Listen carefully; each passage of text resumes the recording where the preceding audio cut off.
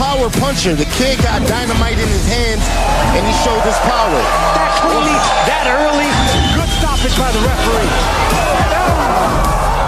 The fighters are ready. The boxing world is ready. Make some noise if you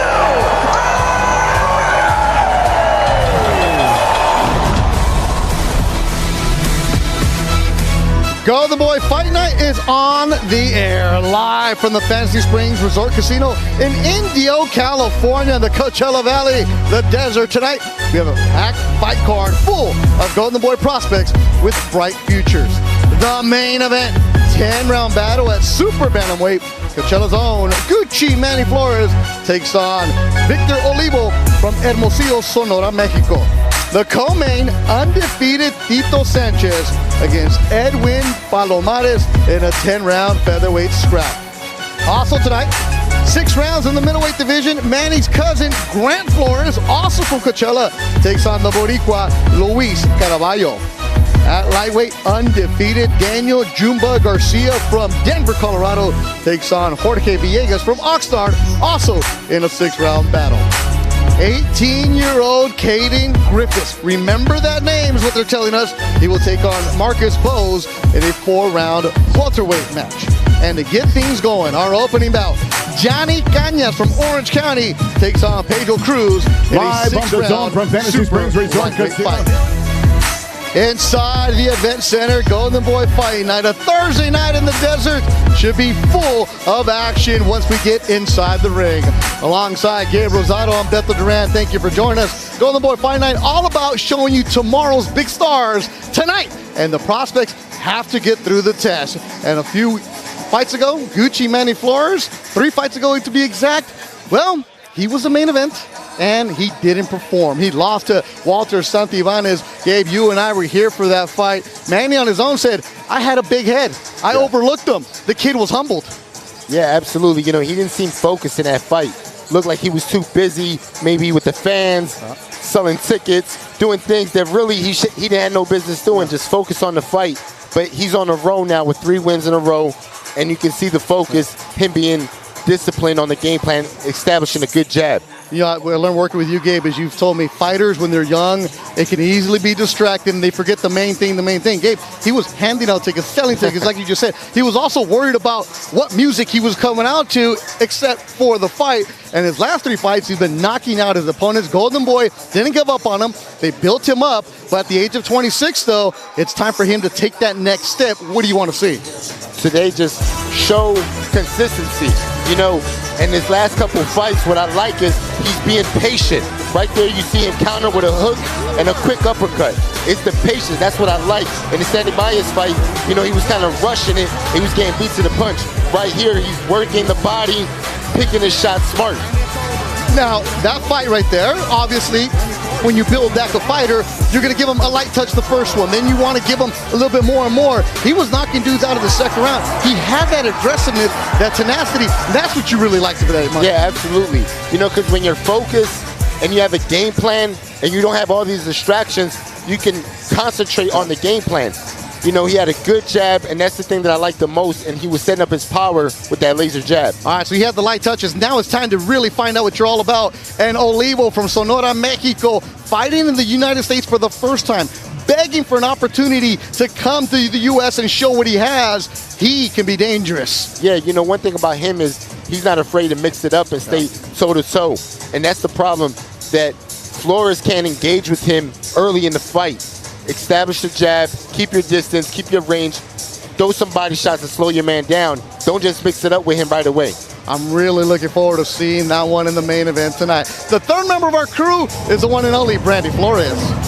Guys, it is rare in life that you get a chance at a redo, and as Manny Flores finds himself as the main event once again in his hometown, he is determined to get it right. As you mentioned during fighter meetings, he said, hey, I lost focus in preparation last time that I was here, and he ended up making the biggest mistake, which was not focusing on the fight at hand, focus on who he was going to walk out with the musicians, and he ended up losing his first ever fight in his young career. So I asked Manny what's different this time, and he said he's way more locked in than he's ever been before. His coach is even telling us that this is the best training camp that he's ever had in his young career. Now, if losing wasn't already enough of a motivation for Flores, he has a little bit of extra juice tonight because he has Coachella kids like his young cousin Grant Flores on the card along with Caden Griffiths who look up to him, and he wants to continue to set a positive example for them. And tonight he is going to walk out with the banda, he told us, but he had no parts in organizing that. Thank you, Brandy. She's going to be all over the ring tonight, giving us reports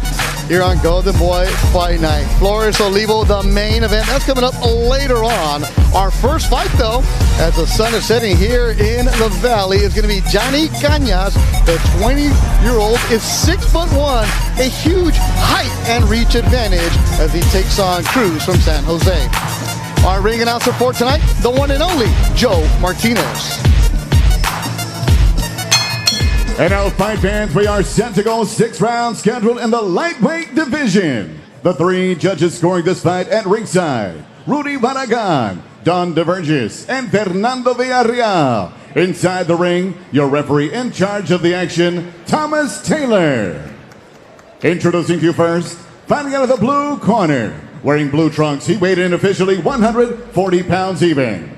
His record stands at 3 victories, 5 defeats, 2 wins, coming by way of knockout.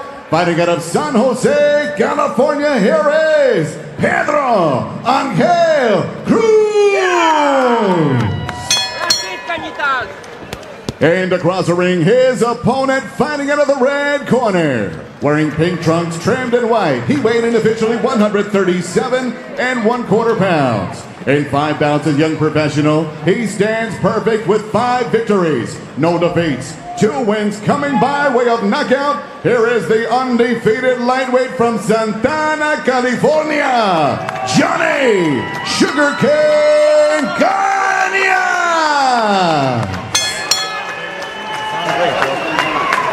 Johnny. Hey, right here, Johnny. Coaches, everything in the letters here and the letters on this side are both good. You got my instructions in the back, gentlemen. Protect yourselves at all times. Listen to my commands. Touch them up, back to your corner. Tom Taylor, the third man in the ring, fine referee here with us. Good. Johnny Cañas. Doc, we're good. 5-0, 2 stoppages. Training with Hector Lopez in Santa Ana, California. His opponent, Pedro Angel Cruz, San Jose, California. He's 3-5. He says, I'm better than my record, and no, that is not a black eye that he has. He said, it's a birthmark. Cañas, the tall fighter, has a pink trunks. You see a Swedish flag on the side. His mom has Swedish roots, dad Mexican roots. So he's a Swedish Mexican, he said. His previous fight, though, he also told us he had some Irish connections. So Johnny Cañas, man about world. Golden Boy signed him. Limited amateur background, but Hector Lopez, his trainer, likes what he has. He's been in the gym at TKO Boxing, Southern California, for a while. Just a young man trying to find his way in the sport. A rough upbringing, was working construction. Trying to train. Alexis Rocha mentored him and said, what are you doing? Lock in on the gym, and you have some talent, and here he is now on a Golden Boy card. Attacking the body right away, Cañas. Yeah, he's landing some really good body shots. Nice right hook and the left hook to the liver by Johnny. Watch those feet, gentlemen. Here, Tom Taylor mic'd up. Pedro Cruz, he said, I'm better than my record because I go and fight undefeated guys in their backyard and I don't care. Trained by his father. Was very, very confident yesterday in the fighter meetings, the southpaw.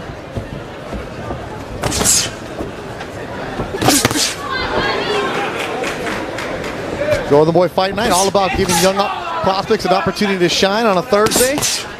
You hear the snapping punches, Gabe Rosado. Yeah, you know, Johnny's throwing some nice shots, but he needs to watch out for the trade because, you know, his chin is kind of exposed. He got caught right there with a hook. Huh? You know, you want to get your head off that center line when you throw your combinations. Cruz in his 3 wins has 2 knockouts. Johnny's throwing some good combinations, but you know, he needs to bring those hands back up, not get hit with the counters. Nice left hook right there by Johnny. Body work from Cañas. This was scheduled for 6 rounds. 6 fights tonight for you here on the card. You know, the World Series gets going tomorrow. Tonight's about Thursday Night Football and some boxing. Young prospects showing you the way. Nice exchange of punches right there by Johnny, switching it up. Right hook to the body, left hook, straight right hands, throwing punches from different angles. And Cruz lands that hook though, Gabe. You've been saying it's open. Yeah, you know, he kind of fights with his head up in the air. You want to tuck that chin and have that hand and have that guard up. And you know, the thing is, Johnny's so tall that defensively he can just take a step back and make his guy miss. Good opening Listen for round. that bell, gentlemen. Listen for the Good bell. opening round. Golden Boy Fight Night.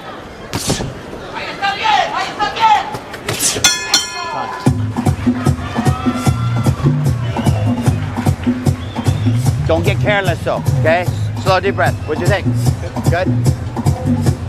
Don't change anything, okay? Don't abandon your jab. I want to see that jab back in action again, okay? Body's there. Keep breaking them down. You start doubling it, go to the second to the head. Full work. You touch him here, bring it back to an upper, okay? Keep your foot outside of his. You got a little tangle there. What do you think? Beautiful fucking round. Do not change anything, okay? Keep doing what you're doing. There you go. That's it, baby. Just like that. Más vivo though. Okay, after you land, do something. Don't just stand there. Shrink down, step away, do something, okay? Beautiful. Keep that chin down, okay? He doesn't like those feet, just go with it, okay? Let's go. All the way back for me, all the way back. Johnny, all the way back for me, all the way back. See the mouthpiece. Number two.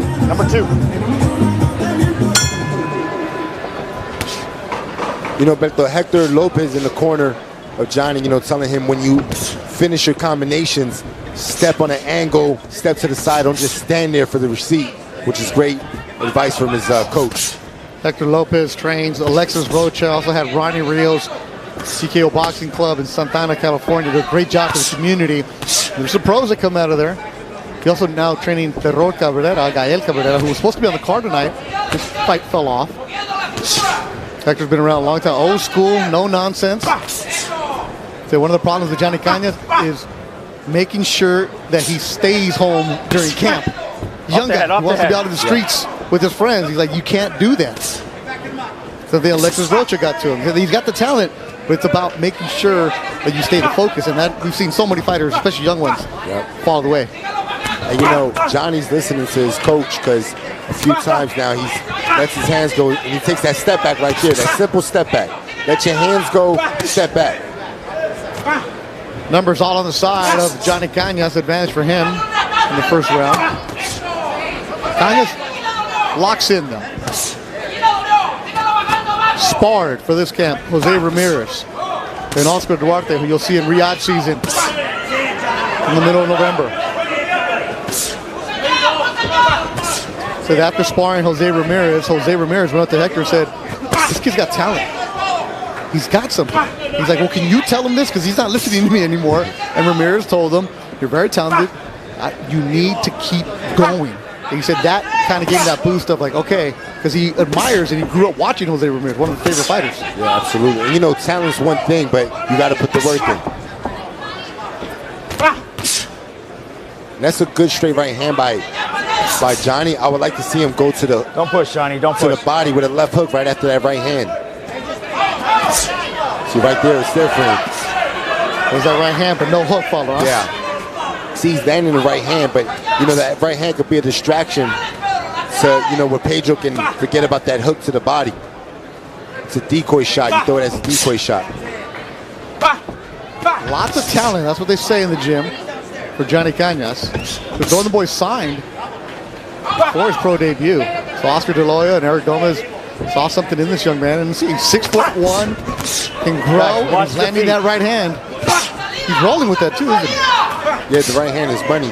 He's switching it up now, going straight to the body now, and it's going to open up an opportunity for him to throw that hook, that left hook. Second round coming to a close. bell, Another gentlemen. excellent round between two young fighters. The Golden Boy Fight Night. Time right there. Mind if I get that water? tomorrow in Boston, October 25th. It's a Halloween special attraction featuring local fighter Rashidi Ellis as he takes on Argentina's Brian Chavez. So Speedy Rashidi back in action. Thanks. Tranquilo, tranquilo. Relax, relax. Respira, respira. Breathe. ¿Ok? ¿Quieres agua? What's the water? Mira, boxealo y usa tu salida. Entra y sal. Cálalo a tu lado y métele el pinche. Right there, that was a good body shot actually by Pedro. Yep. Landed a clean shot to the liver of Johnny. But Johnny, you know, answers back with a couple good straight right hands. All the way back. Landing clean. Johnny, all the way back for me, all right? Throughout the round. Come out, please. Stay in the pink for me, will you? Stay in the pink. Stay in the pink. Go. Pedro Angel Cruz, 3-5. Heard his father tell him get in and out. With the distance last fight in April, and then he got stopped by Kristek Bazaldua, a matchroom fighter who's got a lot of hype behind him. That was the YouTube theater last year. You know, Johnny could do a lot of things with that straight right hand because he's throwing it, and Pedro's thinking about it so much where, you know, he can trick Pedro and just throw a quick left hook right after that. You've been asking for that left hook since the fight started. Because it's there. You know, sometimes guys throw a right hand in the form of a jab because the right hand is really to set up the left hook. No, Johnny, what's he doing with that left shoulder, Gabe? I mean, he's trying to fight in the show. But you have to roll off of that show in order to counter.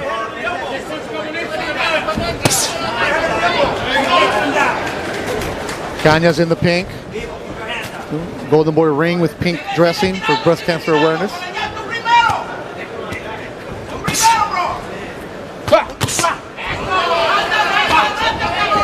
Cañas is quick, man. Yeah, he's throwing some nice sneaky little shots. Guys, watch this. Stop. You all right? And there's that All right, clash. we're gonna accident headbutt, no cut. Watch your heads, guys, all right? Go. Tom Taylor letting us know, accidental. Cañas lives in a house with Terror Cabrera and other fighters like Jorge Chavez. It's the camp house. And he lands a good uppercut. And everybody around him is all about boxing. His maturity is starting to show some too, because he's being patient right now. Yeah. And you know, he just threw a hook and he pivoted off to the hook. That's another way he can use that hook, is pivot off of it to create another angle to throw that straight right hand that he likes to throw so much. Cruz looking a little frustrated again. Yeah, but you know, Cruz he's game. He keeps going forwards.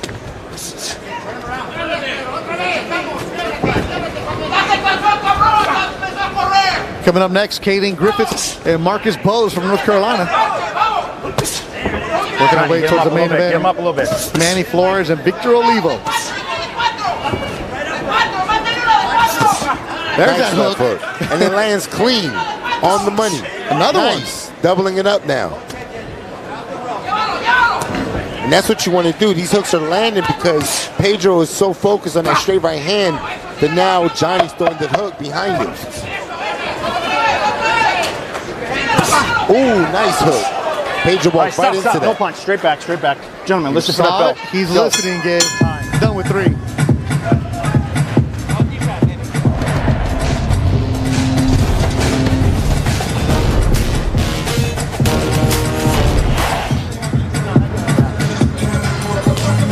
Eighteen-year-old Griffiths in his second professional fight, warming up with Antonio Diaz, part of the Diaz training camp. He's coming up next. Heard a lot about this young man that you see in the locker room. Also sit down with Manny Flores, the main event. Got a tight squad.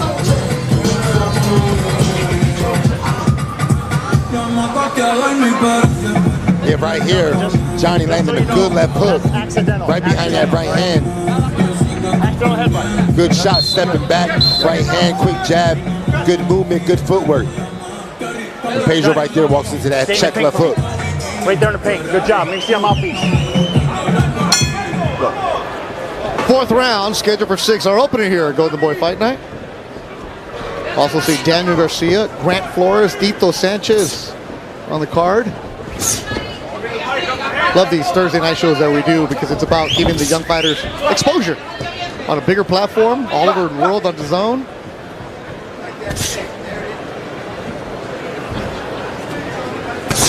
Cañas does have like a fan-friendly style too, doesn't he? Yeah, he does. You know, he bangs, throws a good right hand, nice pop in the shots.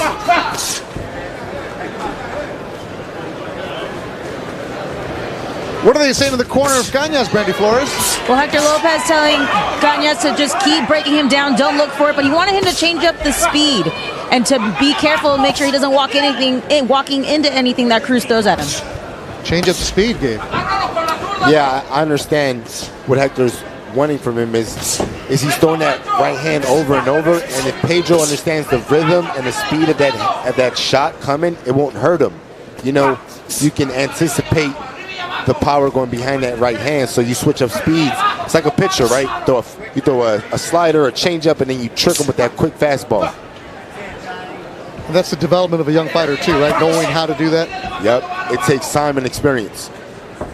5-0 Johnny Cañas in pink. Up the head, up the head.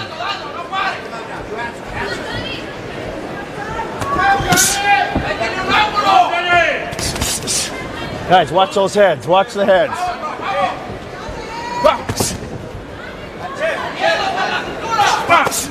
This is Cañas' first 6-round fight. His last 2 fights have gone the distance.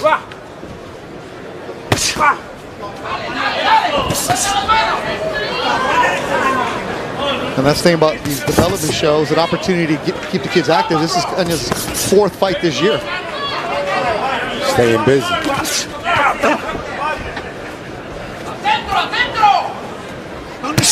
There's that body hook.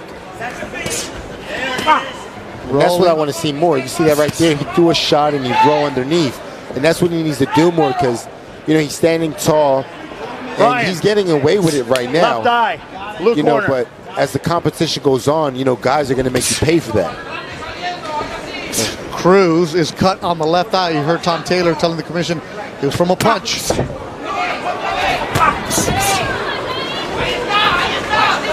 Good cut on the eyebrow of Cruz from that right hand. That was a clash. That was a headbutt right there. Guys, gotta watch those heads. Come here. But that's what happens with orthodox and southpaw. Listen for that bell, gentlemen. They're going to clash heads. And second time they've clashed heads. Double four. Right there. So, right Dame eye, esa agua de ahí, jefe. left eye. Se cabezó de nuevo el güey, bro. Oh. Fuck, bro. Dame vaselina, échale adrenalina luego.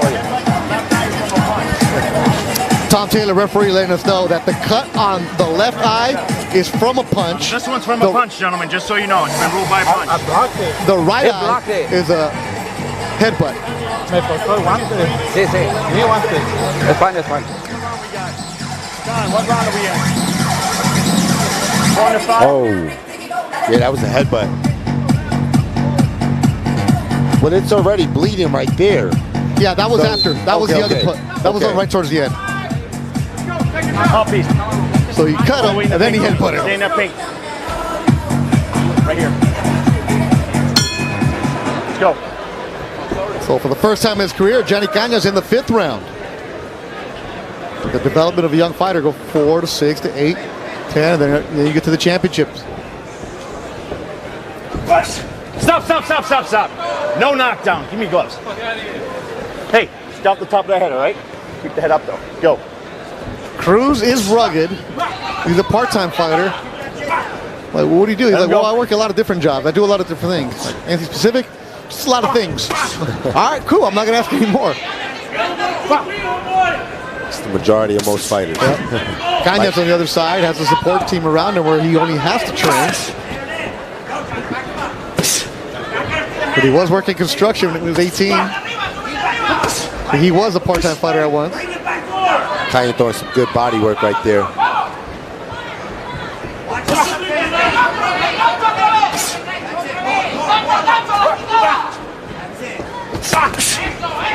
Nice body shot right there by Pedro. There's some skill behind this lefty, Pedro Cruz from San Jose. You know, the thing with Pedro is, you know, there's no head movement. He's just standing straight up and he's just getting hit with the same shots over and over. Let him go, Johnny. Let him go.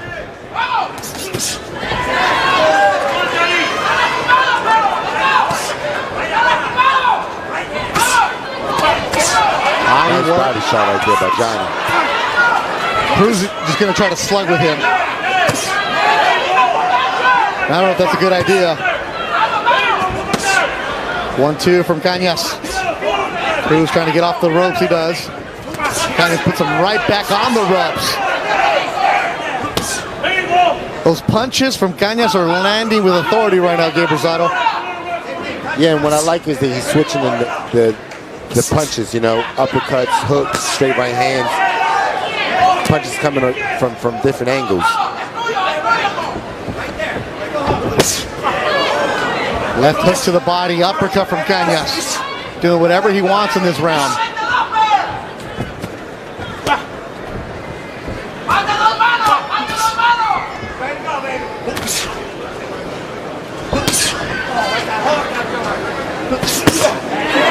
Very nice hook from Cañas.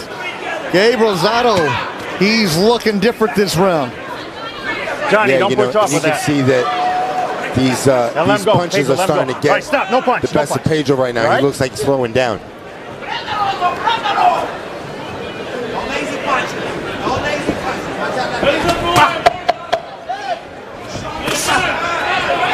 Looking good, Johnny Cañas on our opener. Listen for that bell, gentlemen. Listen for the bell.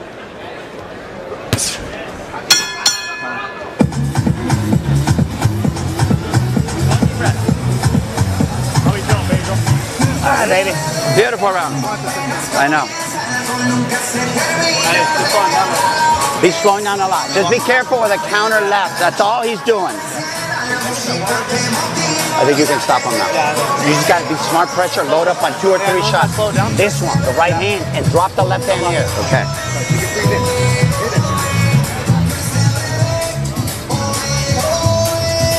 That's a nice setup shot right there by Johnny. Short right uppercut, followed up by the big left hook. Nice shot. And Cruz can only give him that smirk, like, okay, you got me there. That's nice. Let's go, guys, gotta go. Here we go, ladies and gentlemen. This is the 6th Johnny, and final all the way back. round. I'll bring you out. Come here, gentlemen. Guys, last round, keep it nice and clean. Go. Johnny Cañas from Santa Ana, California. Pedro Cruz from San Jose. And I want to take this moment to send our condolences to the Garcia family. Max Garcia from Salinas was very important to that community. San Jose, Salinas, the Central Valley, the Bay Area. He passed away earlier this week, and now they had their memorial. So condolences to the family of trainer, manager who helped us out a lot when we would do fights in Salinas, Max Garcia. Hey, Brian, just that boom's getting pretty low in here, Brian. Wonderful man. It's all Johnny Cañas on the CompuBox. You see it's 63% landed. Hector Lopez thinks they can stop him in this round. Step on the gas, can he? Well, you know, Johnny's trying. Johnny's a guy where he's not going to knock you out with one punch. It's, you know, it's an accumulation of punches. He breaks you down. And, you know, it's only a 6-round fight. Maybe in a 10-rounder, it gives him more time as his career goes on. Cañas features at 135. He's fighting at 137 today. 6'1". He's got the build. Stop. No punch. And Cruz is just rugged. Go.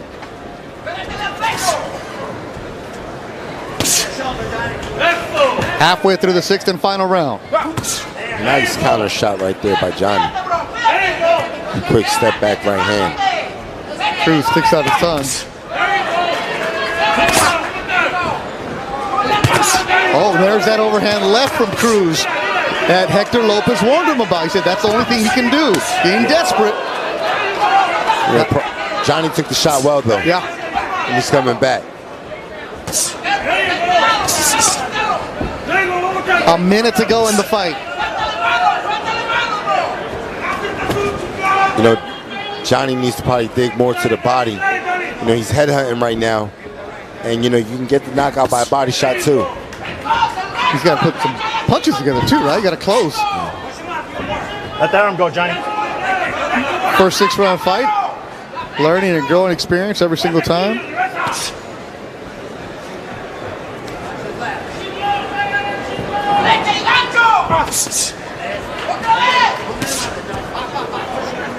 Caden Griffiths coming up next. Don't want to miss that fight. It's scheduled for 4. We don't know if it will go 4. A lot of hype around that 18-year-old.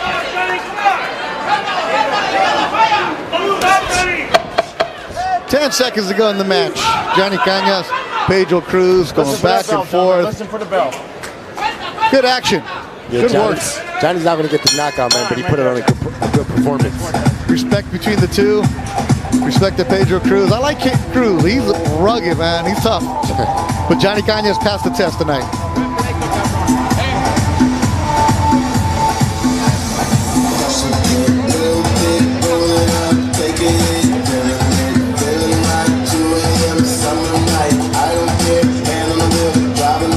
November 16th, live from Saudi Arabia, DAZN presents Latino Night. Stacked card, headlined by Zurdo Ramirez against Chris Billum Smith. A highly anticipated cruiserweight unification fight. You'll be there, right? Yeah, man. Woo! I'm excited about that, man. The Puerto Rican going to DAZN. Yeah, man. Got my boy Collazo on the card, Yeah. the champion. Saludos, Oscar Collazo, and everybody in Puerto Rico.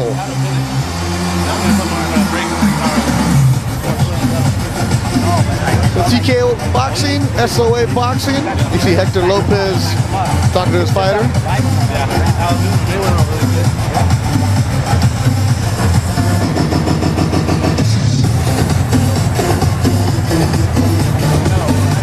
While they work on the cut. You know, Johnny looked good. Johnny looked good, Victor, but you know, it's just small, simple things. Footwork, you know, knowing when to step back, knowing when to create angles. But other than that, man, he did really well. Joe Martinez has the decision. Ladies and gentlemen, after 6 rounds, we go to the scorecards. All 3 judges score it 60-54. Your winner by unanimous decision. He is still undefeated, Johnny Sugarcane Cañas. So the Swedish Mexican, as he said to say, gets the victory. 6 good rounds. He's now 6-0.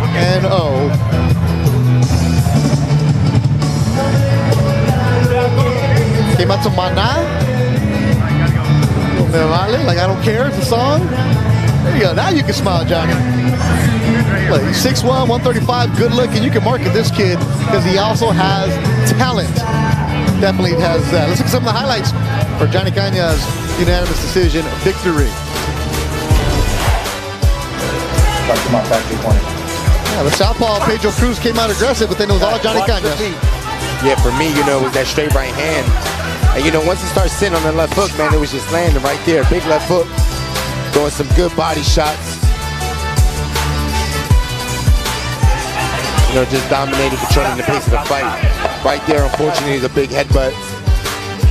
You know, and Pedro had to endure that throughout the fight, but he fought through it. Props to Pedro for being tough and getting it out.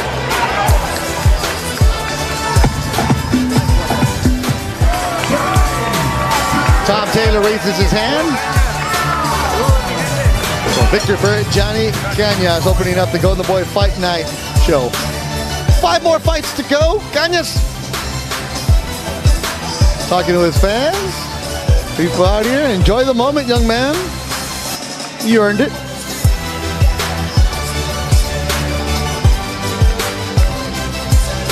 Let's look at the final CompuBox numbers for Johnny Cañas' 6th professional victory. On the percentage side, 54%. The power punches. He really was throwing a lot of power punches. Cruz, not as effective, only 27%.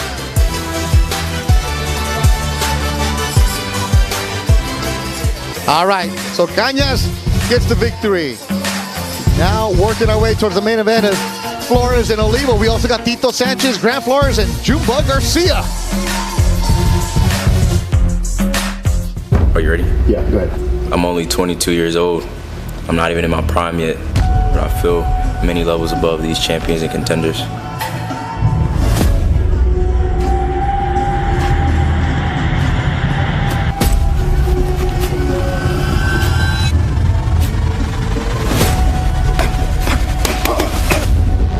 What separates me from these other guys is my hunger and my work ethic.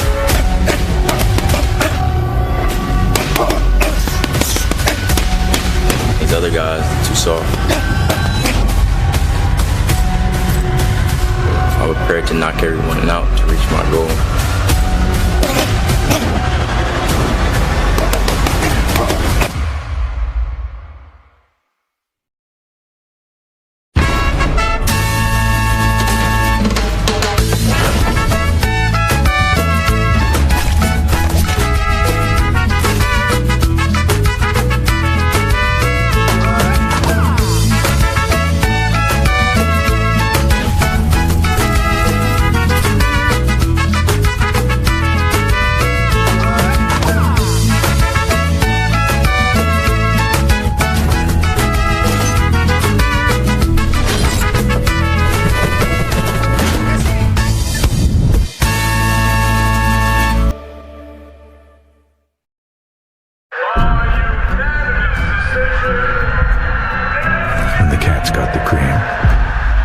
Does the hunger die?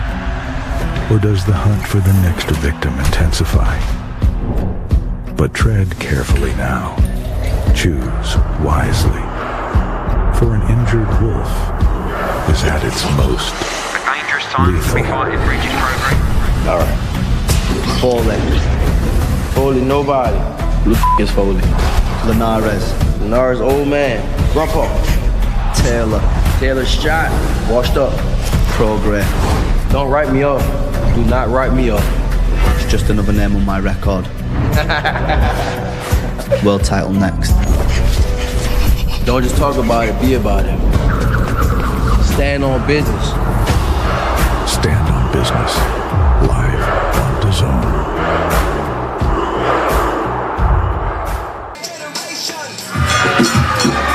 Main event time in the white. That's Manny Flores. Over his shoulder is his cousin Grant Flores. They're still to come. Grant, talented 6-0, 5 KOs, but it's all about the main event tonight. Manny Flores, 18-1, 14 KOs. Takes on Victor Olivo. And there's Olivo from Hermosillo, Sonora, Mexico. First time in the United States. And he's ready to come in, as he said, a big upset. That's still to come, though, the main event. The sun is setting in the Coachella Valley. It's October, it was only 90, so it's cooling down here. This time, though, it's all about a young man who's also from the Valley, 18-year-old Hayden Griffiths. And to bring him out, Joe Martinez.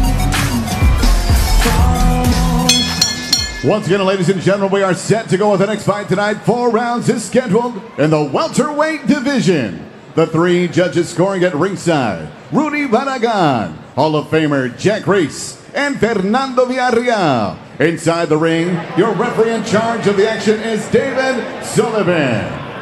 Introducing to you first, fighting out of the blue corner, wearing solid green, he weighed in officially 138 3/4 pounds. He enters the ring tonight for the 10th time as a professional from Roxborough, North Carolina. Here is Marcus Bowles. And across the ring, his opponent fighting out of the red corner, wearing blue trunks trimmed in white. He weighed in officially 141 3/4 pounds. After a knockout victory in his professional debut, he puts his undefeated record on the line tonight. From Coachella, California, here is Hayden Griffiths! Fighter chief second. Okay, fighters, listen, I give you instructions in the locker room. Expect a good, clean fight. Listen to my commands at all times. Protect yourselves at all times. This right here is a little hot. This is good here. I'll have to go right here, okay? Touch gloves. God bless you both. Back to yours. Very good. This should be a good one. This young man, been told, has the pro style. They turned him pro not too long ago. Caden Griffiths, trained by Joel and Diaz. And Marcus Bowes, a rugged fighter from Roxborough, North Carolina, put it on for his small town. About 6,000 people. 18-year-old Griffith, you can feel anticipation in the building, Gabe, because he's been around. They know him here in the Valley. Yeah, you know, man, Caden just has great talent, but, you know, the work ethic and the skill set is just unbelievable. You know, the kid is one of my favorite ones coming up right now. Chiseled in the gym, spars all the Uzbekistan fighters that Joel has in the camp. You know, sparring with those kind of fighters, you know, you pick up certain techniques and you get to add it to, you know, your American style. You know, the American style and that style with the Uzbekistan fighters are different, you know, but you can always add to your game using other technique from other fighters. Now, this is the fighter that he's not signed to Golden Boy. Now, okay, so you're not signed to Golden Boy, and he cut me off yesterday at the fighter meeting and said, not yet. He's like, fighting for Oscar's company is a big deal. Said Oscar's somebody he grew up admiring and everything that he's accomplished, and now here he is on a Golden Boy card. He's sparred in the past as he's gotten older. He started sparring the pros when he was 13. He just missed a big setup right hand. And what I like, man, is he doesn't rush. You know, he understands distance right here, taking his time. Right there, that nice step back, avoiding a right hand by Marcus. You know, I just pay attention to the details, man. The kid has good IQ. Started boxing at the age of 7. Then about 13 is when they realized, okay, this kid could do something. And Joel was telling us that, you know, they didn't go the Olympic route because he was losing the national tournaments because he had more of a pro style. But he wasn't the pitter-patter that they wanted the amateurs. And you can see this kid has style, Gabe Rosado. Yeah, you know, just the short slips and the way he responds immediately with either a hook to the body or straight right hand up top. You know, I like the reflex and the instincts. He sparred Mirjan Akhmataliev, Brandon Figueroa, Batir Akhmedov, Brandon Lee, Elner Abdulmayev, Hassan Boy, Jesus Martinez in his come up to becoming a professional. And you know, Marcus is moving well. I mean, he's using the ring well, not allowing Caden to, you know, to sit on his shots yet. Let him go. Work it out, guys. There you go. Good job. So, you know, Marcus has a good strategy in the game plan as well. You know, he's not standing in the center of the ring. He's using the ring and boxing around. For that bell. Good opening round. This was scheduled for 4. Griffiths and Bowes on the Boy Fight Night, live on DAZN.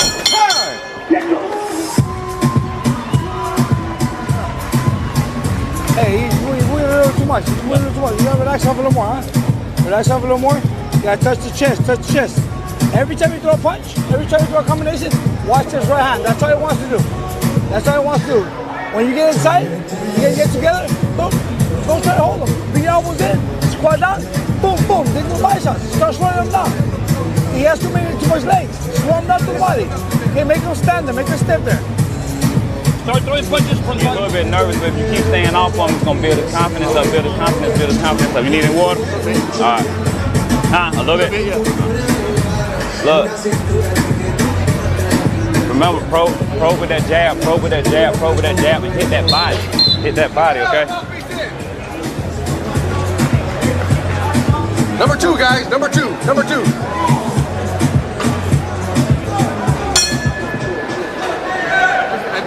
He comes from Tobacco Road. Marcus Bowes, a father of 3, including a newborn. Works at a tobacco factory. Then he goes and trains at night. So I'm boxing to help pay some bills. Being honest about it. North Carolina fan. He's up against a really young, talented prospect right now. Let's go. Stop. Antonio Diaz telling Caden just relax. Yeah, and there he goes. David Sullivan saying it was a slip. That was close. But, you know, he's telling him, jab to the midsection, touch that chest. Because Marcus is boxing, so stop headhunting. Just slow him down to the body. Aim those straight right hands to the chest. Bowes with a record of 3-6. That might be a CompuBox record of 0 for 21. 0 punches landed from Bowes in the first round. Look it out. Stop. Bowes with a record of 3-6. I was saying, he's like, I was training and fighting smokers in North Carolina. Backyard fights. He's like, town of 6,000, not much there. You know, Marcus, he's not being a sitting target. He's moving, he's using the ring. So this is what Caden has to do, is sit down on his body shots as his corner acts. That was a good left hook to the body right there by Caden.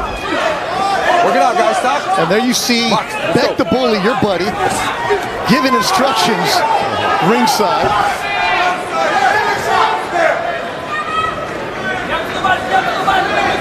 Yeah, Caden trains at a gym with Mexican trainers that's populated with a bunch of Uzbekistans. He's getting that worldwide experience. That's a good body shot. Bowes shakes his head no. See right here in between, Caden just used that jab. He wants to land big. Right now, just set it up with that jab. He landed his shots right there. Let him go. Work it out. Stop. Stop holding. Let's go. Box. See right here in between, let your jab walk you into something. Nice hook. Oh, he loves that left hook. Another left hook from Caden Griffiths.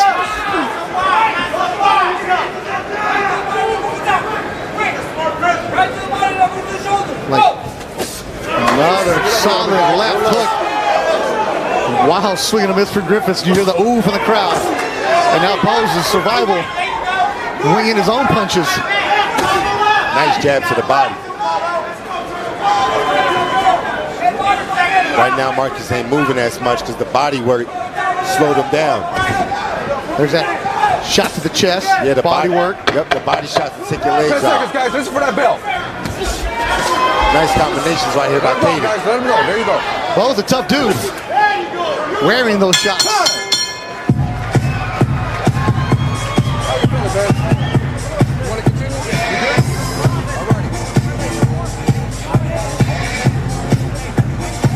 Next weekend, we're in Vegas. Sin City DAZN is showing up as blue chip prospect Floyd Kid Austin Schofield takes on the veteran Rene Teles Giron. Plus, Gabriela Sweet Poison Fundora and Gabriela Alanes fight for the women's undisputed flyweight championship. You gonna be there for that? No, I'm not gonna make it to that show. Okay, so we found a show that Gabe's not going to. All right, look at the highlight there in a second.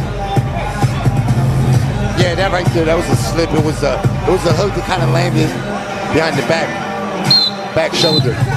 Right here, you know, Caden just walked in with a good left hook, and that, you know, that hook was set up by the right hook to the body. There's Bektamir Melikuziev giving instructions from the side. You might know him a little bit, right? Yeah. Every time you guys see each other, it's like that look in your face, like, all right, yeah, I got you, you got me, all right. And Caden Griffiths is coming out super aggressive here in the third. I don't think he wants to go for it, Gabe. Griffiths. Bowes is locked. His knees buckled. He's leaning against the ropes. Stop. You okay? All right, show me something. David Sullivan, the San Diego referee, being very cautious.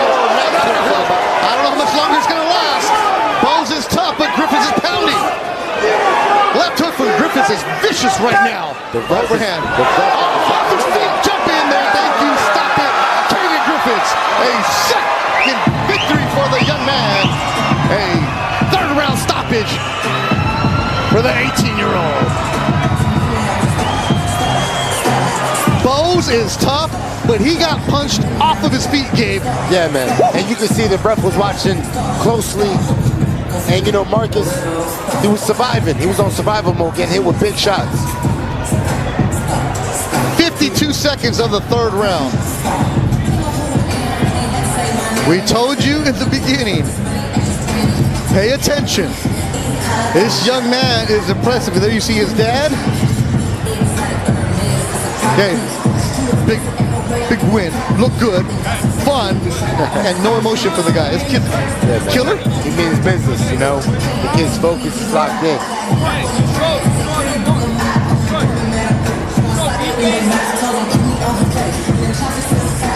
Yeah, right here was the big left hook that started the trouble for Marcus. You know, right here, Caden sets him up with a right hook to the body. It's about to come up as he walks into the corner. Right here, that hook lands, which was a setup shot.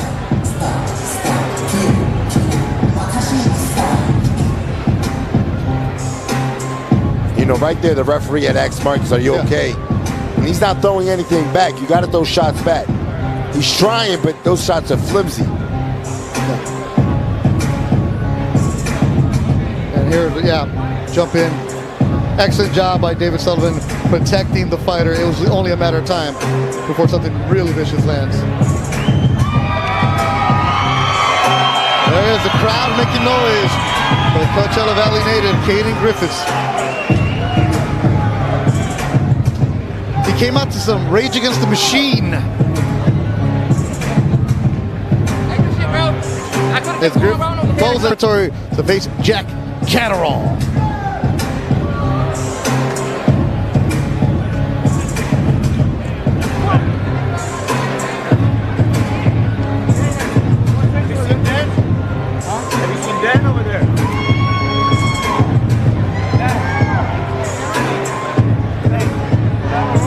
Now 2-0, 52 seconds of the third round. Let's hear from Joe Martinez.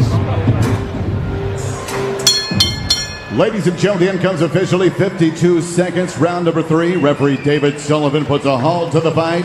Your winner, by way of knockout and still undefeated, Caden Griffiths!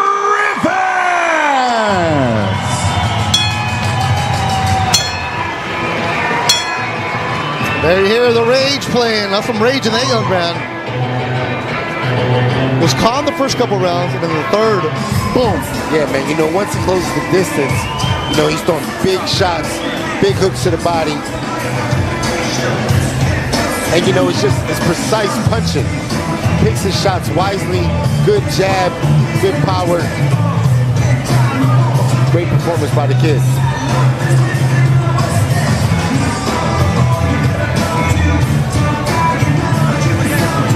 Oh, you gotta take the selfie. There we go. Tonyo's in there. Alec, everybody. Oh, that's for the Golden Boy social media account. All right, if you'll check that on the Golden Boy Instagram, you see the highlights, Griffiths and bows. Right away, kid look good. Yeah, you know, just closing the distance, closing the gap. Marcus is moving, but you know, Caden stood on top of him, landed some good body shots, but took away the legs from Marcus and slowed him down. That's where you see the experience of all those years of training with champions. Yeah. And what I like is the patience. You know, he's aggressive, but it's not reckless. You know, he takes his time, he attacks, but he's attacking with high IQ, being smart, picking the right shots.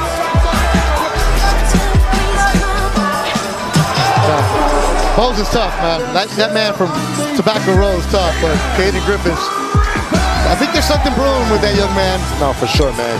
Keep an eye out for that kid, man. He's definitely going to make noise in the sport of boxing. Everybody, there's a smile. Okay, now you can be 18 and 10. Cool.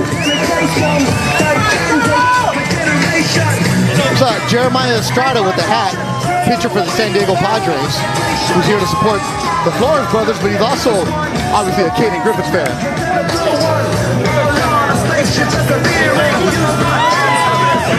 That's pretty cool to see. Great graphic right there.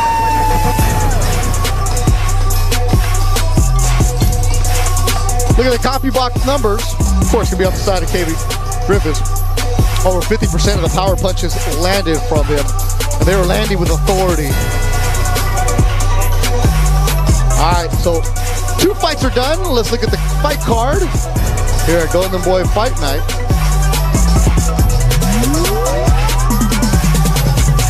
For Johnny Cañas, decision. Katie Griffiths, stoppage. What will Daniel Garcia, Grant Flores, Tito Sanchez, and Manny Flores do on the remaining card? 4 more fights to go for you here on Golden Boy Fight Night.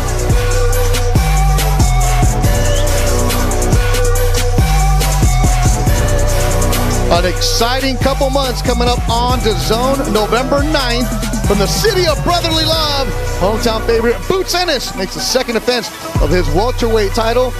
And pound for pound star Bam Rodriguez goes back to the flyweight division to defend his WBC strap. November 16th, it's Riyadh season, and it's Latino night. A stacked card headlined by Zurdo Ramirez against Chris Billum Smith in a highly anticipated cruiserweight unification fight. And December 21st, the spotlight falls on the heavyweight crown. Usyk, Tyson Fury running back in the rematch live from Riyadh, Saudi Arabia. All right, make sure you head over to the DAZN platform where you're going to see our stacked schedule. We will list all of the exciting fights that will be streaming live on DAZN, including next week's return of Kid Austin, Floyd Schofield. Are you ready? Yeah, go ahead. I'm only 22 years old.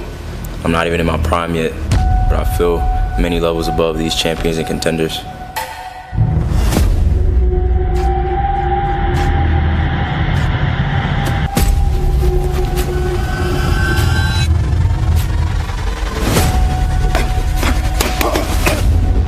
What separates me from these other guys is my hunger and my work ethic.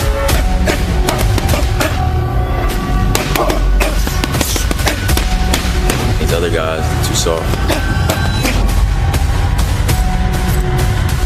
I'm prepared to knock everyone out to reach my goal.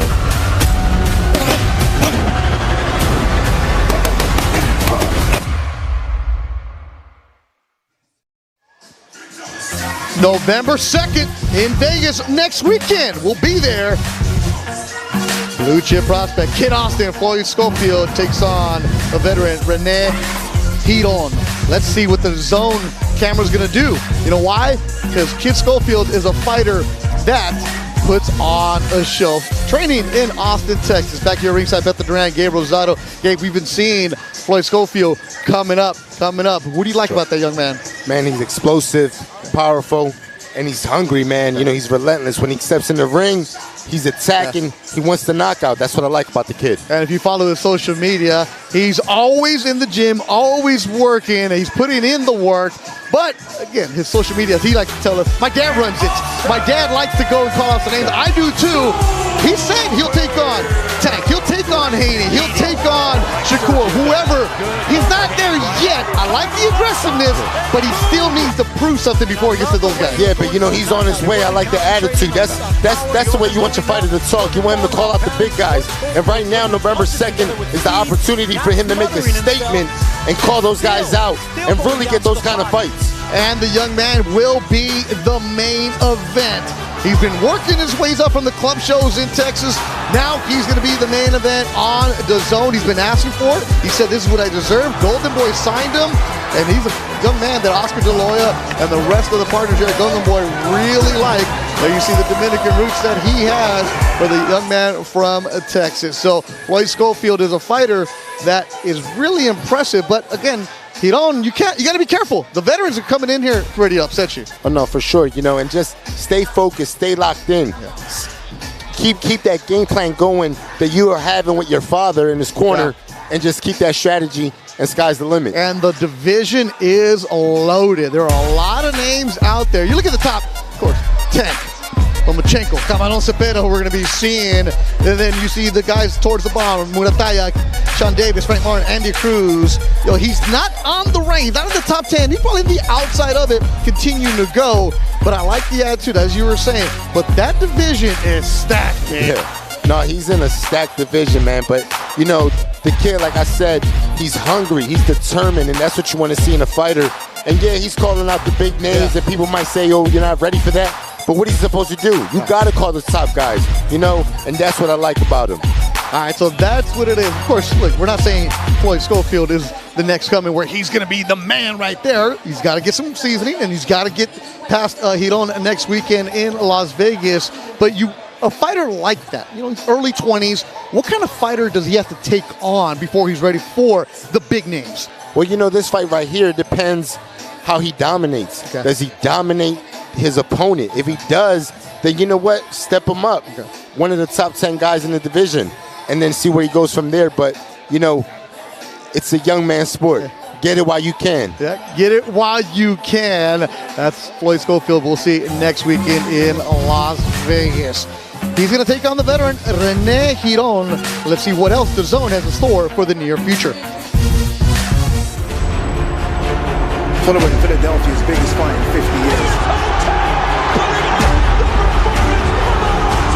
comes another epic night of championship boxing. And they've stopped it in the corner. 2 pound-for-pound stars, 2 world champions. Johnny Edwards goes down.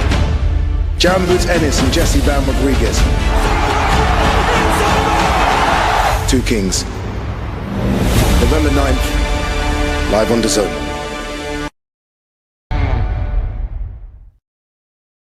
When the lights shine bright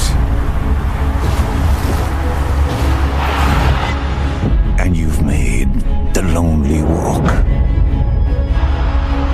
the roar of the crowd fades, the cage door locks. It's just you and them, face to face. Fight! But DAZN is always in your corner.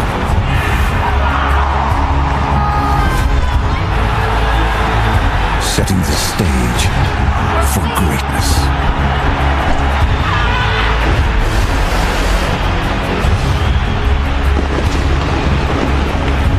Elite MMA on DAZN. Poolside, Fancy Springs Casino. Great setup. It's only 90 outside right now. You're gonna love it this time of year in the desert. Our next bout, tail of the tape right there, the 23-year-old Junebug Garcia is the taller fighter against Jorge Villegas from Oxnard, California. Joe Martinez, bring him out.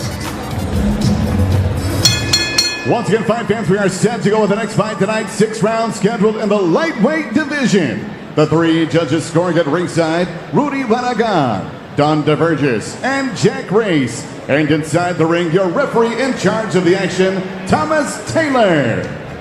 Introducing to you first, fighting out of the blue corner, wearing black trimmed in silver. He weighed in 135 1/4 pounds. In 17 fights, he has an outstanding record standing at 14 victories, just 3 defeats, 13 big wins coming by way of knockout from Oxnard, California. Here is Jorge Villegas.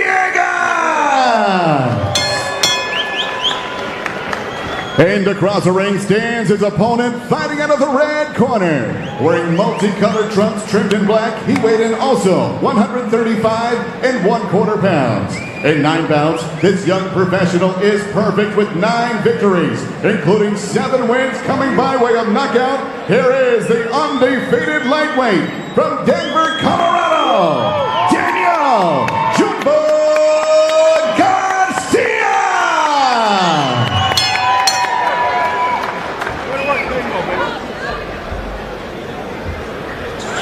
Right here. Coach, over on this side. All right, we got anything in the gray is going to be good here. Everything on the letters on this side is going to be coaches. All right? You got my instructions in the back, gentlemen. Protect yourselves at all times. Listen to my commands. Touch them up. Back to your corner, gentlemen. All right, super lightweights ready to battle. Scheduled for 6 rounds. Junebug Garcia. His name's Daniel, but nobody calls him that. It's Junebug, the young man from Colorado, 9-0. 7 of those via stoppage. His opponent, Jorge Villegas, 14-3, 13 KOs, although against lighter competition. Tom Taylor, the 3rd man in the ring, fresh off of Beterbiev and B-Ball.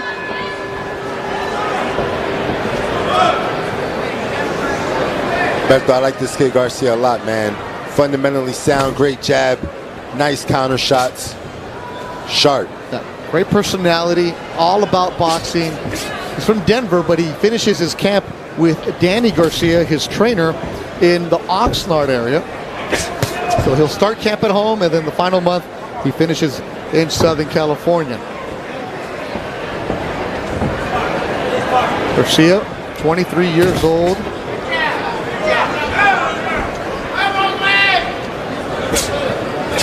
No relation to the Boricua Danny Garcia.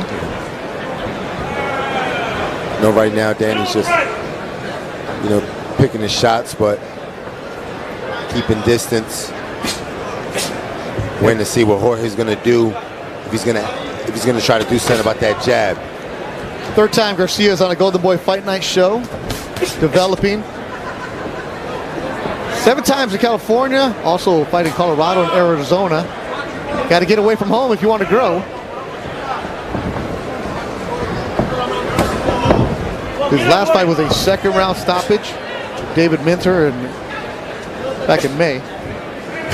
And for Villegas, I couldn't really find much out there on him, just besides his box rec. And as far as footage, couldn't find much. So know that of the 13 KOs have been against fighters with losing records. He's definitely stepping up in competition and out against the undefeated Junebug Garcia. And right now Garcia's just getting in the rhythm, throwing that nice, quick, snappy jab. Yeah, Garcia's toughest fight was last September when he fought Eric Idaho Benitez from Guadalajara. That one went the distance. Learned something from that, he said. Patient. Takes his time. Break you down. The fights that we've called, it's always not that one punch where he's going to knock you out, but he breaks you down. Good boxing. Nice. Good left hook. Shut me up quick. Nice quick combination.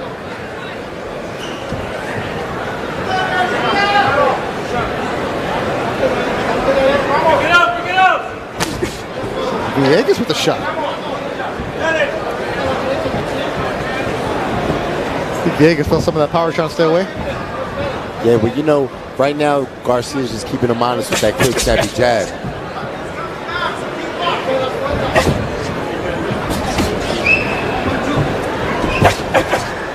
Good round for Junebug Garcia. The opening round coming to a close. Listen for that bell, gentlemen.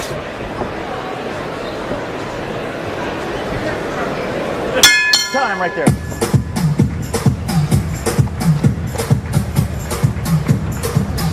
Beautiful round. Beautiful round, okay? Beautiful round. So keep working with the jab. He doesn't have that much. He just wants to counter you. When you throw the right hand, he wants to throw the hook. But when you throw the jab, he wants to throw the right hand. Like we said, if we were ready, he didn't hit you. So you're good. You did a good round. You won the round easy. So stay like that, stay calm. But throw double jab, 1, 1, 2. But step in. Put him in the wall. Okay? Come on, use your experience to win.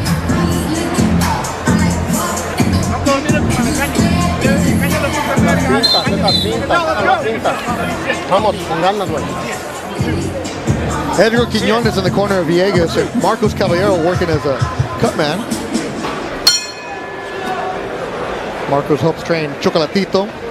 Son Randy was a world champion. This was scheduled for 6. Coming up next will be Grant Flores. We got Tito Sanchez and Manny Flores in the main event. Thank you for joining us wherever you may be. Make sure you follow the Golden Boy social media accounts.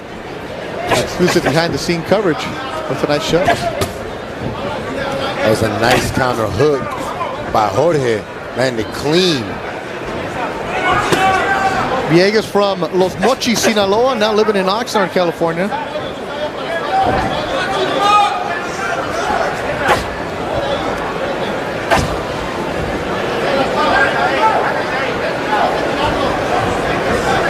Garcia got to settle down. You know, I think he's a little tight right now. Yeah, he doesn't look as relaxed as we've seen in the last couple fights. Yeah, he's a little tight. Oh, that's a body shot. Body shot got him though. And he spit out the mouthpiece. There, Villegas. Oh, yeah, he's not getting up. That's a tight body shot. He's looking at his corner. He just shook his head no. You all right? Oh, he got up at 9. Give me your gloves. Open up. Veteran moves put out the mouthpiece, but he's looking at his corner, Gabe. I don't know how much more Villegas wants. Well, you know, Garcia's throwing that jab on overload, and then he just started ripping some good body shots. And just caught Jorge off guard. Another body shot to the right side of Villegas. Villegas now in desperation mode, winging punches. Right hand from Garcia. Villegas with a tight guard. Nice and body there's shot. that body shot you're looking for. Hook upstairs from Junebug. Villegas, now he's game. Doubling up the shots is Garcia. He felt that one. The Serape shorts made by his grandma are powerful, and he's down for the second time in the round. 3, 4, look at me, 5, 6, 7, 8, 9, 10. And it's over. Junebug Garcia with his 10th victory, 8th stoppage.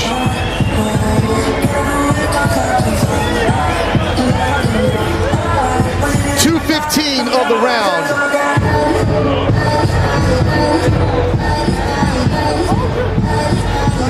Second round, Junebug Garcia. Gabe, right when we said he doesn't look as relaxed, it looks a little tight, quickly just turned it off. Yeah, man, you know, it seemed like he was anxious to land some power. You know, he wanted to let that power out, and you can kind of see it. He was a little tight with the way he was throwing the jab out, but it worked out for him because he ripped to the body, hurt Jorge bad, and the smart thing about Garcia, he's went right back to the body.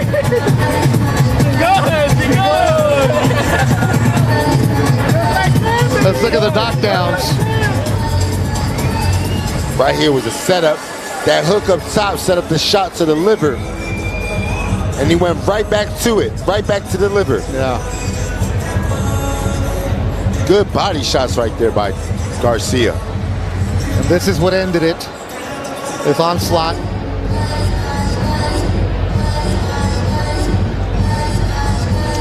Oh, here's the onslaught that finished it.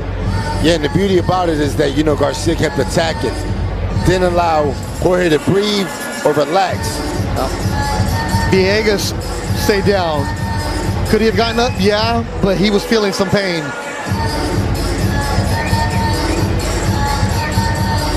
Young man from Colorado.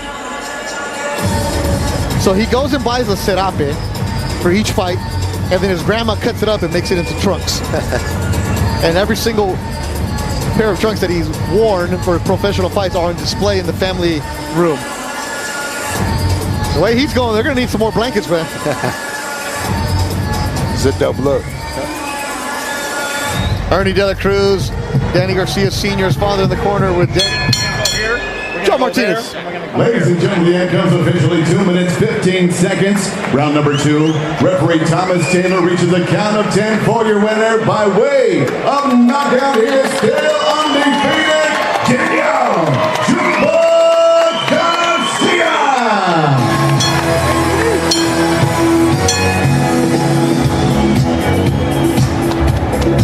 Kid you can easily root for. Super nice, super humble. Always says hello to everybody when he walks in. Bright future for him. Golden Boy signed him. And these are the kind of fighters that, why we bring you Golden Boy Fight Night. Give them the exposure, somebody you can get behind.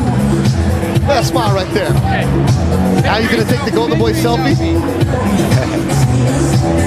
Go to the Instagram, see what he does.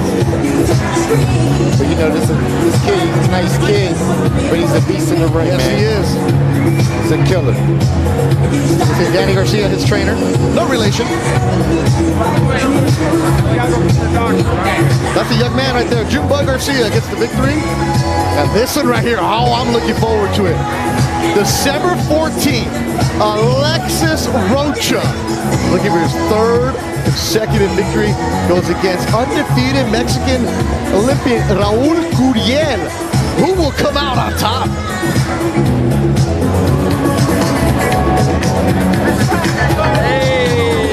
Hey, you got the win for Junebug. Fabrics coming from Colorado for him. All right. You wouldn't think that guy is going to be a beast. They put him in the ring?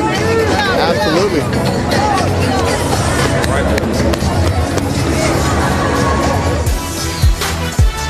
All right, let's look at the highlights on this fight, Gabe, that lasted into 52 seconds of the... Yeah, you know, Jumba, you know, he just applied the jab early in the fight. Nice, strong, stiff jab. Set up hook to the body right there. The shot up top distracts him as a decoy shot, and he sets him up with that big liver shot. 2:15 of the second round is when the official stoppage. Yep. And Jorge, he didn't want no more business. After that knockdown, it's a wrap. Well, that first knockdown, he spit out the mouthpiece. And he looked at his corner like, I don't know. And that second one, he stayed down. What a smile. You should be feeling like that after the victory for Junebug Garcia. I'm glad he has the nickname Junebug. There's a lot of Daniel Garcias out there. This young man making a name for himself. Look at the CompuBox numbers. Total punches thrown, 39% on the side of Garcia. Villegas wing sum lands 13% of total punches. All right, let's look at the fight card. So far, Cañas with the distance. Caden gets a stoppage. Junebug gets the stoppage. 3 more to go. What are we going to get with Grant Flores, Tito Sanchez, and Manny Flores still to come? November 16th, Gabe Rosado's on a plane. He's going to Riyadh Season as Riyadh Season presents Latino Night. That's that car from Saudi Arabia. Let's take a look.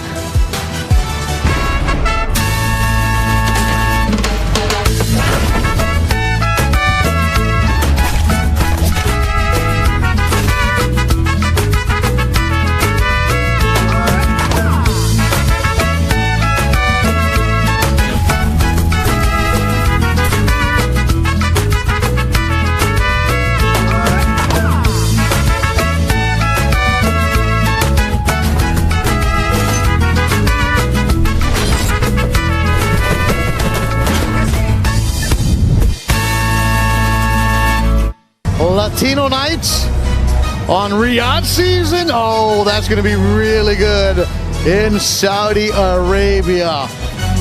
All right, so you know what's going on. Riyadh Season, Gabe Rosado is going there, and it's going to be so much fun because they're bringing the Latino flair to it. Yeah. You're going to have so many different fighters. Zurdo Ramirez, who is going to be trying to unify the cruiserweight division against Bill and Smith. And Zurdo is a fighter that you were supposed to fight one time. We're not going to get into what happened that day. But Zurdo Ramirez is going to be the main event against Bill and Smith. And let's look at that fight card that's going to happen November 16th. All right, so who's going to be on that card? We mentioned Zurdo, but it's going to open up with Ziyad Alamayuf, who's still working for an opponent. A lot of people talking about that man from Saudi. And then Kenneth Smith Jr., Oscar Duarte, Collazo, the Puerto Rican champ, Camarón Cepeda, Jose Ramirez, Arnold Barbosa round out the card. But the main event, Zurdo Ramirez and Chris Bill Smith. I was there for the press conference a couple weeks ago. A lot of respect between the two fighters. They know what it's like. It's not going to be one of those trash-talking guys going back and forth, but it's a chance to make some history. Whenever you can unify something, that's great, and that's a big opportunity. Oh, yeah, you know, it's a chance for Zurdo to make history, unify the belts. He's the first Mexican cruiserweight champion, and the unifier is just adding, you know, to the legacy. Yeah, it's about creating legacies as a fighter. So Zurdo Ramirez and Bill Smith are going to go back and forth. And like, when you see cruiserweight, you know, we haven't talked about the cruiserweight division much. Remember, it was a Valenzuela Holyfield. But now you're starting to talk about it more and more. And you see, these are big dudes. Like 6'3", 6'4", right at each other. And it's just like a lot of respect. But Bill Smith, that dude is very, very confident. Yeah, you know, he's a big puncher, but you know, Zurdo looked good in the cruiserweight division, man. You know, he's a big guy. Couldn't make the 75-pound division, so moved up. He's a champion. Yeah, he was a champion at 68, moved up to 75. Now he's at cruiserweight. So that's the main event.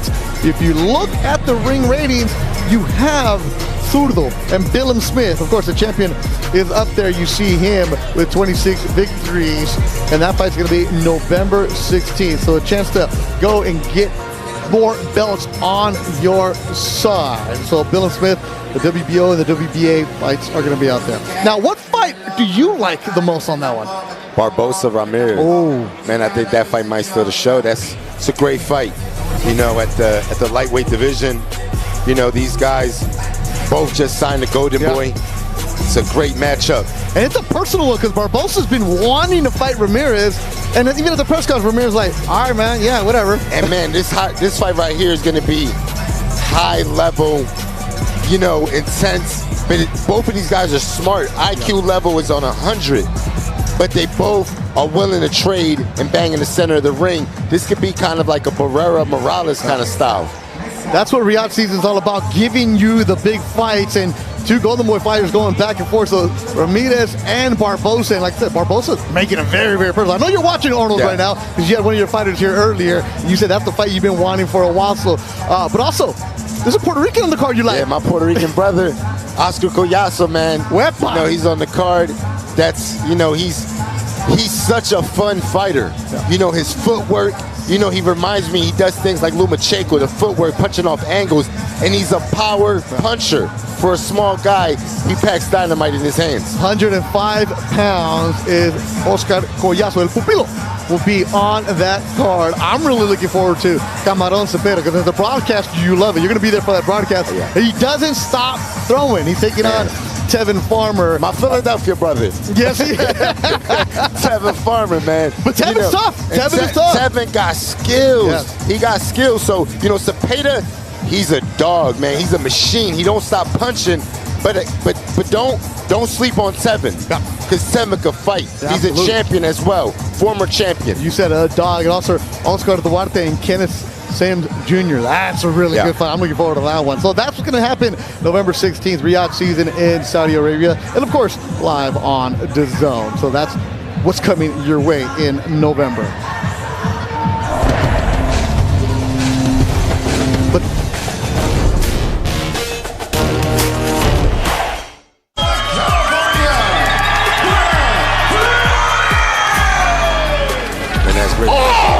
what a shot! And the ropes held up Gonzalez. Yeah, man. There's a shot! Big shot from Flores! Mesa in trouble! Standing up, I do not know how. Rugged guy. Oh! Big right hand from Flores Gonzalez. The 1-2 piece from Grant Flores in the opening seconds of the bout.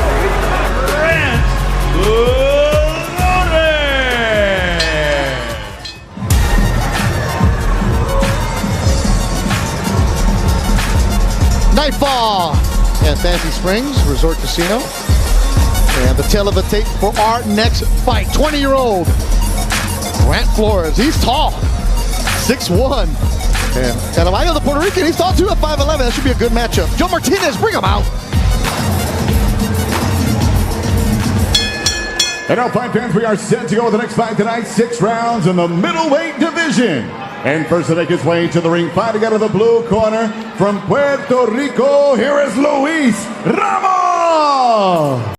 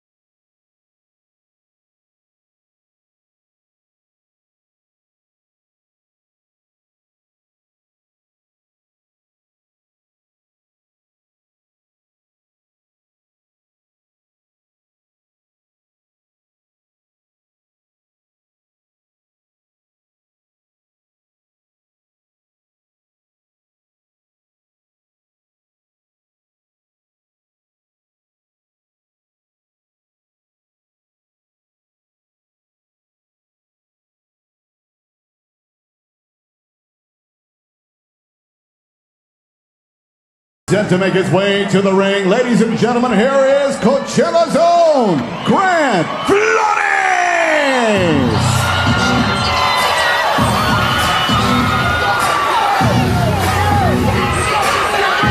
20-year-old Grant Flores, 6-0, 5 KOs. Big following here in the Coachella Valley. Nice young man, except yesterday, they got into it. The weigh-in, you know, they've been chirping early in the morning. They saw each other at the weigh-in, boom, head to head. And they go for a little bit, and then boom, there's the shove. Uncharacteristic for Grant Flores. Ramos, the 31-year-old, said, no big deal about that. Nothing. Flores like, man, I apologize. I should have been better. I should have let him get underneath my skin. Yeah, man, it happens, bro. Yeah? You know what I mean? That better move from Ramos, though. I like that. I know these guys well, too, man. You know, Grant obviously worked a couple of his fights, called them, and then Luis, I know Luis in Puerto Rico. Yeah. I've actually sparred with him a few times. Do you rent him your Airbnb? You should. He lives in Puerto Rico. Hey, you can still rent it in San Juan. All right, Joe, let's go. Once again, fight fans, we are set to go with this bout 6 rounds in the middleweight division. The 3 judges scoring at ringside, Rudy Barragan, Don DeVergis, and Jack Reese. Inside the ring, your referee in charge, David Sullivan. Introducing to you first, fighting out of the blue corner, wearing black with red. He weighed in officially 153 3/4 pounds. As a professional, in 12 fights, his record stands at 7 victories, 4 defeats, 1 draw, with all 7 wins coming by way of knockout desde la Perla, Puerto Rico. Here is el Boricua, Luis Ramos.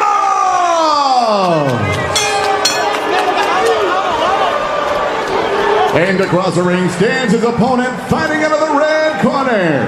Wearing black with red, he weighed in 154 1/4 pounds. In 6 bouts, this young professional stands perfect with 6 victories, including 5 big wins coming by way of knockout. Here is the undefeated middleweight from Coachella, California, Flores.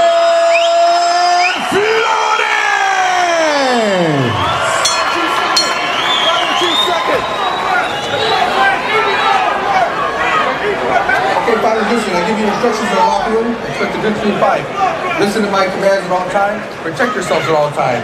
This right here is good right here. I'm gonna let this work right here. This right here is good right here. Let it work there, okay? Touch gloves. God bless you both. San Diego's finest, David Sullivan, the 3rd man in the ring. 20-year-old Grant Flores with Joel Diaz in his corner, the Diaz training camp. And everybody in this building on his side. All the way from San Juan, Puerto Rico. The only people on his side are in his corner. Luis Caraballo Ramos. Yeah, he's not getting no love here. Nah. Well, your mom's here. Maybe she's on his side. Grant, a tall fighter. 6'1", weighed 154 yesterday.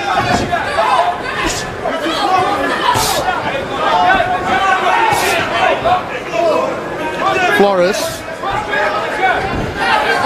His cousin Manny Flores, the main event later on. He was a standout amateur, going to the Golden Glove tournaments. His younger brother Gabino, also a talented fighter. He started with the Diaz brothers when he was 8 years old. 12 years later, he's here on DAZN. Nothing but rave reviews. They said he's 20, but he has the maturity of a grown man. You don't have to worry about him leaving the house or not eating right. It's boxing, and that's it. Yeah, you can tell Grant's looking to sit on his shots, flat-footed, throwing that shotgun jab. His last fight was a 2nd round stoppage for Juan Mesa.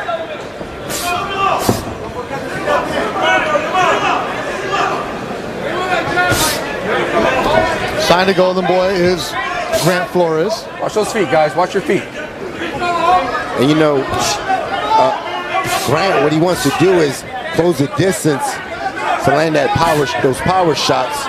And Luis, what he needs to do is keep the distance. Jab as he's doing right now and stay on the outside. 3rd undefeated opponent. His last 5 fights for Caraballo Ramos. So his role right now is go up against the young prospects.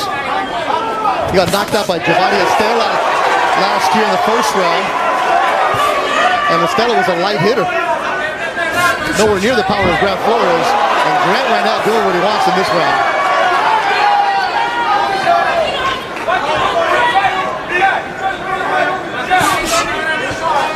Caraballo's throwing a nice little jab to the body, but he got to mix it up and throw something up top after he jabs to the body.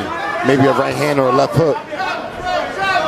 And Grant's just sticking to that straight, that nice strong jab. He's waiting for Luis to make a mistake to counter and make him pay.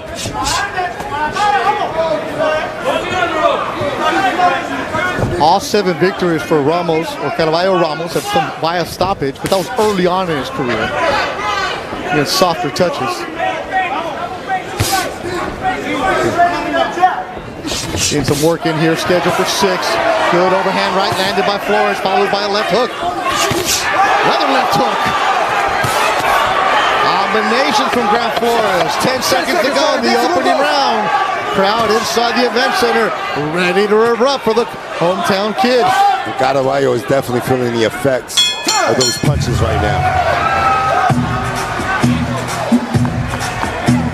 San Diego Padre reliever Jeremiah Estrada from the Coachella Valley, went to Palm Desert High School, representing for the 760. He's really good friends with Manny Flores and Grant Flores.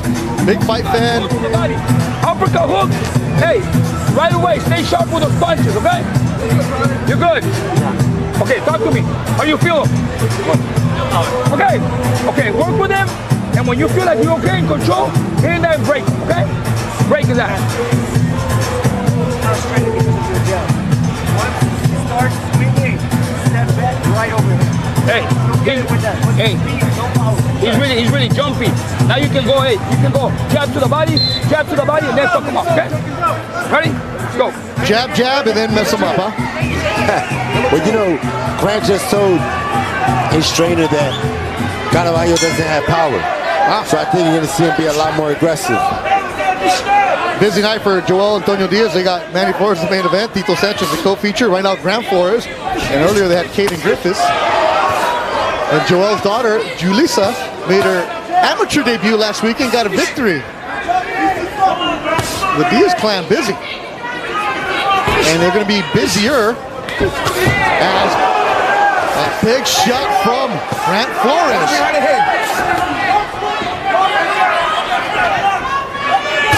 The plan is for Flores, after this fight game, to jump on a plane next week, along with Joel, and go to Uzbekistan, where they're going to be the sparring partner for Israel Madrimov. They're going to keep him there for at least a month as Madrimov getting ready for his fight. And he's also going to be sparring different pros in Uzbekistan and members of the Olympic team. So that's what they're going to do with Grant Flores.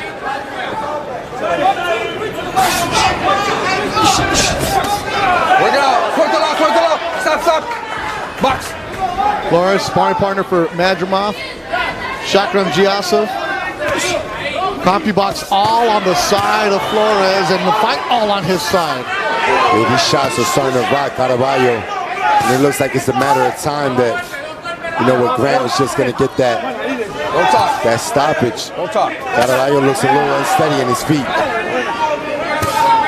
Madrimov, such a big fan of Grant Flores that he called his manager Alec yesterday and said, Grant, make weight. Is everything good? Is the fight still on? From Uzbekistan. That's the impression he's made on the pros. And he's looking good right now.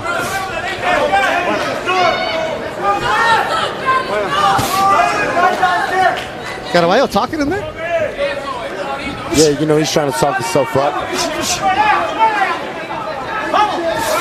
And the thing is that he's walking Grant down in the spots, but he just doesn't have the power where Grant is, where he keeps Grant honest. You gotta think about that, Grant. Good exchange in the center ring. Now Caraballo against the ropes. That's a good body shot. That's a good body shot right there by Grant. That moved him back. Another good body shot by Flores. Overhand right from Flores. Attacking in Flores. Caraballo trying to get off the rope. Shakes his head. No, he better get out of there. He's getting teed off on. And a right hand he eats. Grant Flores has the crowd on their feet. Uppercut from the 20-year-old.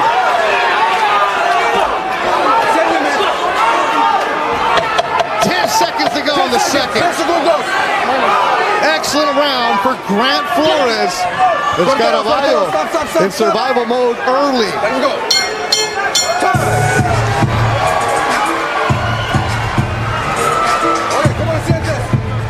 Randy Flores, our ringside reporter. Yeah, we saw Jeremiah Estrada. He's a Coachella Valley kid, really good friends with Grant Flores and Manny Flores, and they have similar stories, both coming up in their careers. Estrada making his debut in the big leagues just 2 years ago, and I got to talk with him, and he told me that it's great that there's so many kids right now from the Coachella Valley on the rise in their respective sports, and he told me that he actually, when he was a kid, wanted to become a boxer. He said he had a lot of aggression and anger issues, and his dad was like, you know what, how about we take that out on a fastball instead, and guys, he throws a four-seamer 97 miles an hour. Estrada, it's always good when the locals come back and support you. He actually had Manny Flores at a game last year. Guys, let's fucking break them down. My favorite sport was baseball. Really? I wanted to be a baseball player. You and Ryan Howard, you were hanging out? No, I wanted to be a baseball player, man, but boxing worked out. I mean, if you're a baseball player, I want you in my bullpen, because when the fights start, some of the worst fighters in the world, baseball players. They just run out there and look at each other.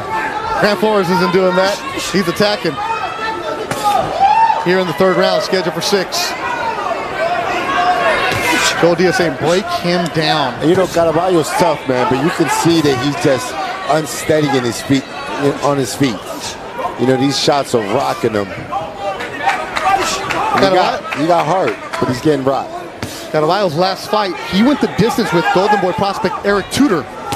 That was in February.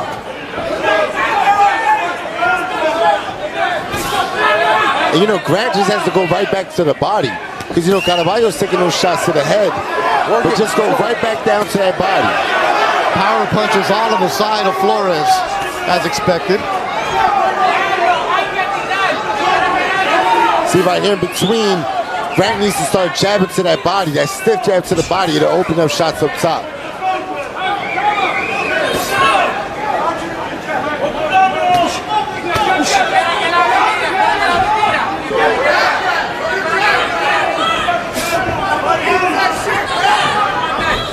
Let him go. Work it out. Let's go. Sweat the low. Stop. Stop. Let's go. Box. Swelling underneath the left eye of Caraballo. Watch the heads, guys. Watch the heads. And eating some right hands.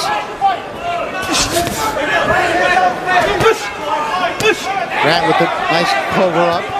High guard.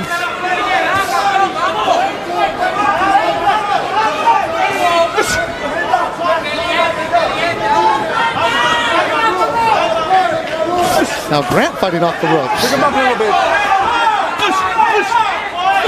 Hey, right on the belt line, and David Sullivan says no. Time. Yeah, that was low. You're okay. Let's go. It's okay. Time in. The referee says you're okay. How about you get hit there? It was right on the belt. It was right on the groin. Hey, put your hold. How you gonna tell a fighter you okay? Let's go. And Pino saying he's hit it behind the head. David Sullivan said it's fine, let's go. Nothing going the way of Caraballo. But you know, Grant needs to go to the body. Too much head hunting, too much trying to look for that big shot at top. He needs to go back to the body.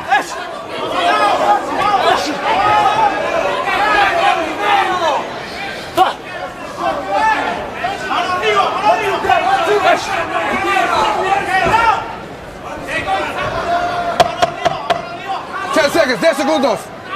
Listen for the bell. Stop. Slower pace in the third. Let's go. Box. It was the second round where there was a lot of action for Grant Flores. And let's show you the highlights that we had from the second round. Because the second round was full of Grant Flores action. This was the second game. Yeah.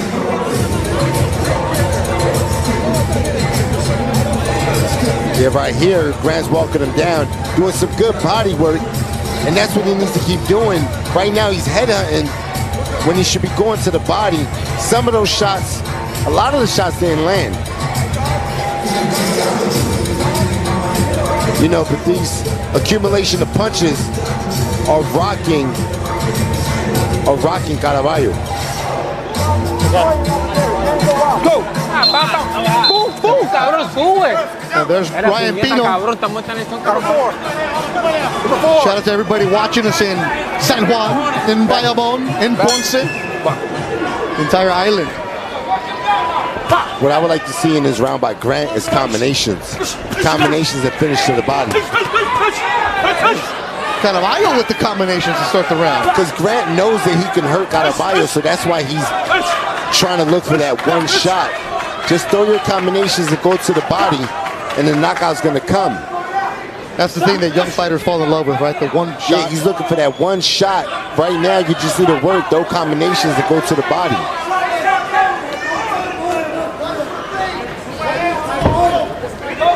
And Caraballo's game, but he just doesn't have no snap on his shots. Yeah, there's no power behind those shots either.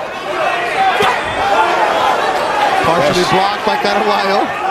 Still moved him back. Come on, let it go. Suéltalo, suéltalo. Stop. Hey, quit holding.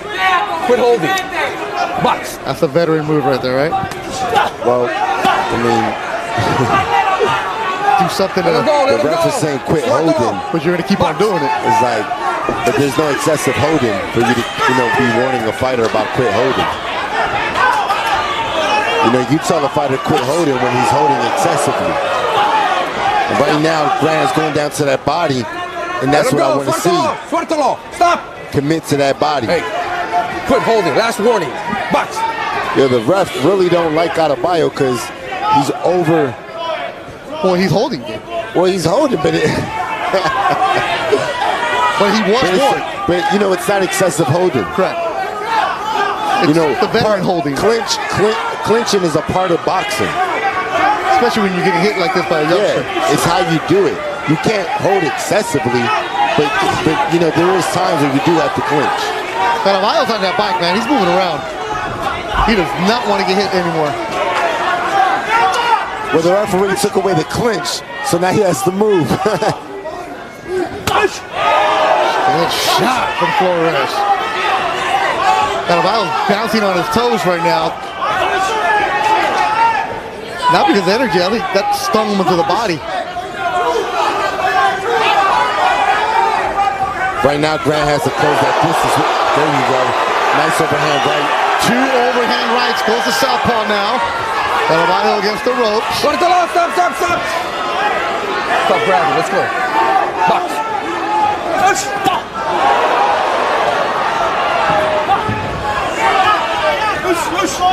The young man, Grant Flores, looking here at Golden Boy Fight Night against the veteran, Luis Caraballo. 10 seconds, 10 segundos. Another excellent round for Flores. This is what Grant has to do, more combinations, let his hands go. Nice round for Grant.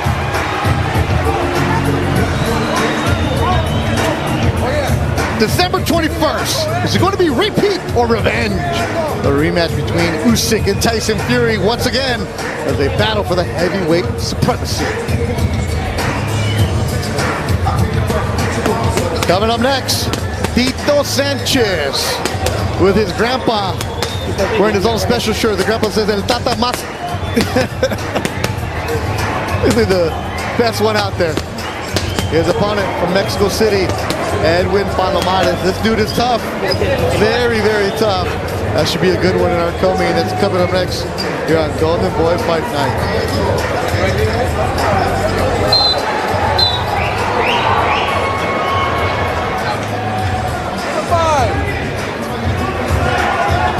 Fifth round coming your way.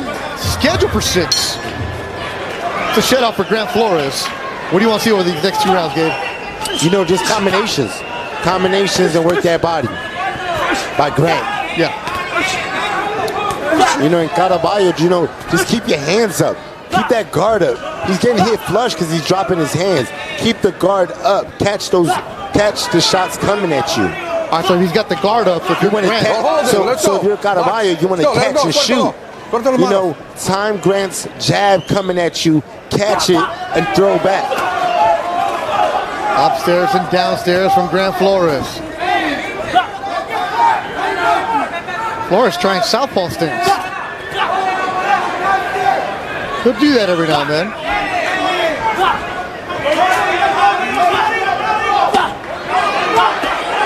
See these combinations right there. That 2 shot to the body. Great shot by Grant. You see the power punches on the side of Flores. He's starting to let up with the power punches here in the 5th. You gotta stop holding. Box. The ref with the holding is over refereeing. I mean, the holding's not excessive again. Last time, what you gonna do? I mean, like, let the fight go. You know, I can't stand when the referee is just over refereeing. And if you're nice body shot, and Grant stalking over him. It's chopping at him. Finally happened here in the 5th. 7, 8, 9. Hey, you okay? Caraballo right at 9. Okay. Box. Flores pouncing. Caraballo in trouble. Back to the body. Flores digging. Body work combinations from Grant Flores. 10 seconds to go in the round. 10 seconds. That's a good one. Oh, what a hook landed by Flores. Will Caraballo survive the 5th? Oh, another hook, and he does survive 5. And Caraballo with a big smile on his face after getting dropped and eating some punches. That dude's crazy, man. Puerto Ricans are different, bro. Okay. ¿Qué pasó? Last round. ¿Qué pasó? ¿Qué pasó? ¿Qué pasó? ¿Qué pasó? What happened? What happened? Respira hondo, aquí, respira hondo. Era cabrón, puñeta. Right here, Grant with a great body shot. Right in the liver. And you know, there's some beef with these guys at the weigh-in, so you know, you see Grant right here when he's down, he talks his smack. Like, stay down. Look right at him. 1, 2. Así trabajando el ahora, quiero 2 golpes duros, cabrón. Este que no te terminado. Escúchame, es para hacer el primer round, cabrón, fuerte, ¿viste? Es para hacer el primer round fuerte, cabrón. Este round. Espera un minuto. Time to close the round. Wait a minute. Grant Flores, yesterday at the weigh-in, received a kiss from Caraballo. Blew him a kiss. And Grant's like, what are you doing? Caraballo's like, I'm just messing with him. Get into his skin. So it's personal for Grant Flores. Let him go. Suéltalo. Suéltalo. Stop. Box. 6th and final round. Watch the heads, guys. Watch the heads. Watch the heads. Leaping left hook from Flores. And these guys get up at 5 in the morning to run the hills here in the Coachella Valley. Let him go. Flores in great conditioning. Those sand hills that they run, the dunes. Yo, props to Caraballo for, you know, standing his ground. Obviously, Grant is the bigger, stronger puncher and fighter. But Caraballo, you know, there's no quitting him. He's standing toe to toe. Yeah, he's going back and forth. And he's trying to get his back. Oh, there's the hook from Flores. I was there when Caraballo got knocked out by Giovanni Estella in the first round. Like, what happened? I wasn't ready. He just caught me. He looks different tonight. Let him go. Let him go. Work it out. Let's go. But he's still eating a lot of punches. Box. Those body shots are vicious from Flores. You know, Caraballo's having a pretty good round. He's letting his hands go. He's the one applying pressure right now. Can Grant finish strong? Grant is loading up. We were talking about baseball earlier. He's throwing everything 100 miles an hour. It's all fastballs right here. Pick him up. Here's my heat. Nice shot right there by Caraballo. Less than a minute to go in the fight. Let him go. Nice body shot right there by Caraballo. Still Grant looked like he felt that shot. Digging and nice uppercut by Grant. Oh man! Suéltalo. Stop. Let's go. Caraballo wore that. Caraballo looking at our replay screens, see how much time is left. He's gassed. Trying to survive the 30 seconds.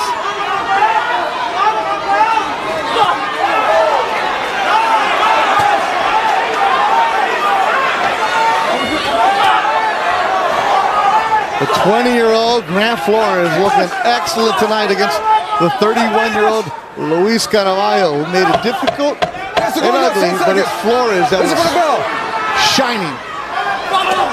Come on, let him go. Suéltalo, suéltalo, stop. Where to go, the distance. Good fight. Caraballo's trying to say, yeah, Griff's like, here's my glove, get out of here. Like, I don't want nothing to do with you. So he doesn't get the stoppage. For Caraballo, he's happy with the distance. Grant pumping up the crowd inside the event center.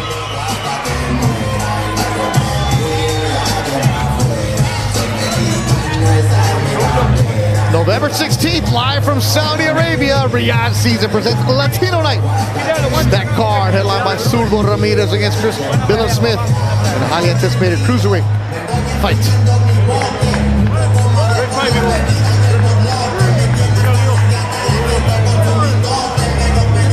Thank you, man. Thank you.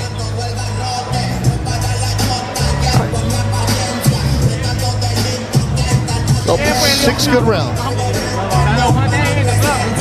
Puerto Rican.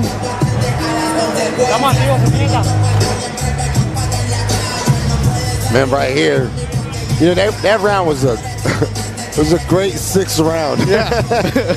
You know, it felt like a championship round. They both brought it. Yeah.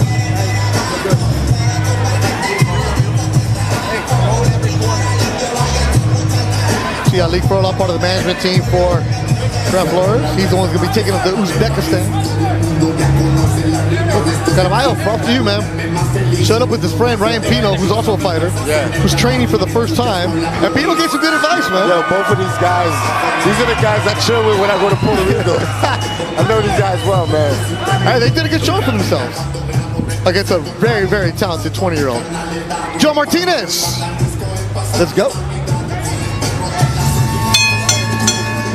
Ladies and gentlemen, after 6 rounds, we go to the scorecards.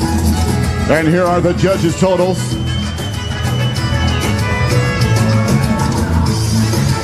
Jack Reese scores it 60-53. Don DeVergis 60-53. And Rudy Barragan scores it 59-54. All three for your winner by unanimous decision.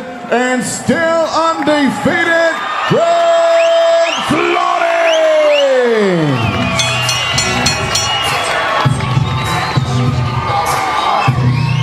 He's now 7-0, Grant Flores. Look good tonight, the 20-year-old. Landed shots, crowd loving it here. And we still got his cousin, Manny Flores, to come in the main event. But next is going to be Victor Sanchez in a 10-rounder.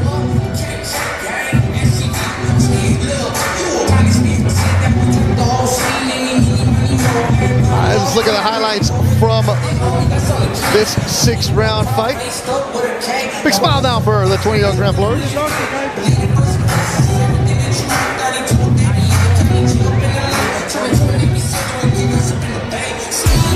Six good rounds, Gabe Rosado. Yeah, man, you know, both guys brought it, but Grant was just overpowering Caraballo, backing him up with that big power jab, ripping that big right hand, throwing hooks to the body. Great, great win for Grant Flores. Yeah, learning experience, come back, get it.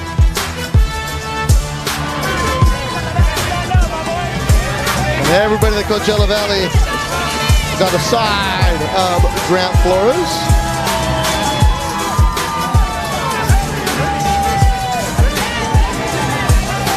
All right, so final numbers. Total punches thrown, the percentage heavy on the side. Grant Flores, as expected. Caraballo landed 16% of his.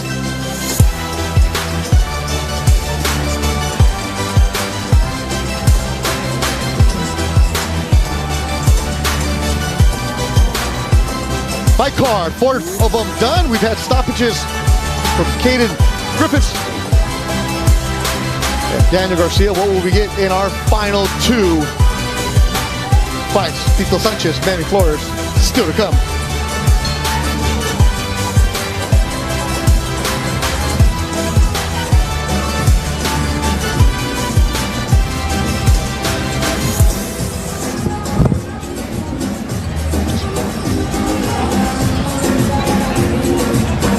Golden Boy Fight Night. The main event, of course, Manny, Flores, Victor Olivo, Tito Sanchez, Edwin Palomares coming up next. Both of them scheduled for 10 rounds here on Golden Boy Fight Night. Back here, ringside, Bethel Duran. And the last few days have been heavy for members of the Dodgers organization as legendary Dodger pitcher Fernando Valenzuela passed away, so we send our condolences to the Valenzuela family.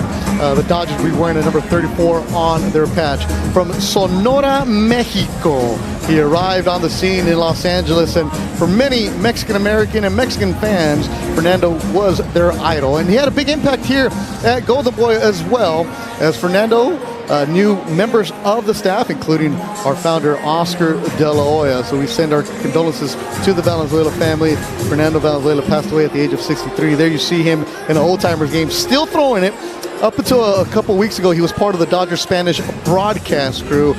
Dry sense of humor, but was a big fan of sports, and the Dodgers did the right thing last year when they retired his numbers. They put him into their ring of honor. And for Fernando, generational impact, not just in baseball and all sports. So if you're a Latino and you're looking up to the sky, just like Fernando would do. So we send our best to the family. And I know Arnold Barbosa, Golden Boy fighter, he was on the Ryan Garcia undercard this year, and he wore a special design that had the number 34 on his boxing boots. And Arnold had the opportunity to golf with Fernando recently and showed him the boots that he had, and Fernando signed them. So rest in peace, El Toro. All right, let's go inside the ring to Joe Martinez. Ladies and gentlemen, at this time we would like to pay tribute to baseball legend Fernando Valenzuela, who passed away earlier this week at the age of 63. A true baseball legend whose talent and passion inspired generations. His incredible journey from a small town in Mexico to the pinnacle of Major League Baseball saw him not only win Rookie of the Year and the Cy Young Award in 1981, but also unite fans and transcend borders. He was a friend to Golden Boy and an inspiration to Latinos everywhere. At this time, we ask you to remain silent as we toll the count of 10 on the bell for Fernando Valenzuela.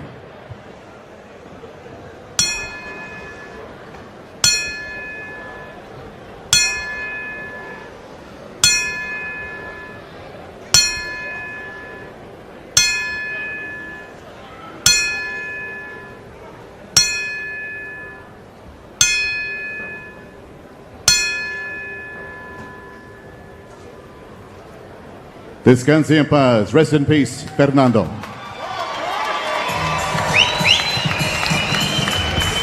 World Series champion in 1981, and tomorrow, Dodgers-Yankees in the World Series in 2024. Fernando's number 34 is retired in the Mexican League, so nobody will ever wear 34 again.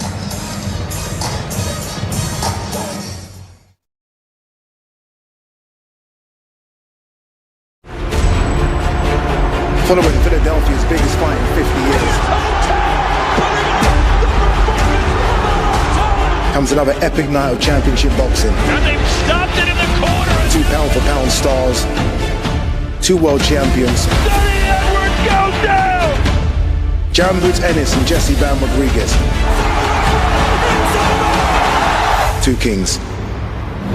November 9th, live on DAZN.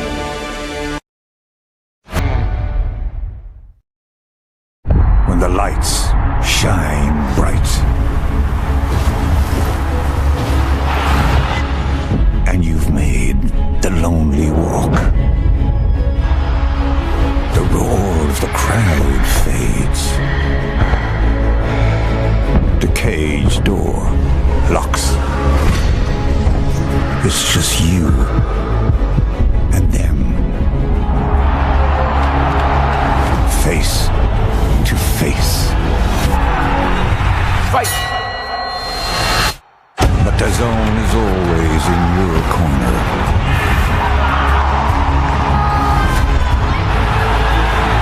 Setting the stage for greatness.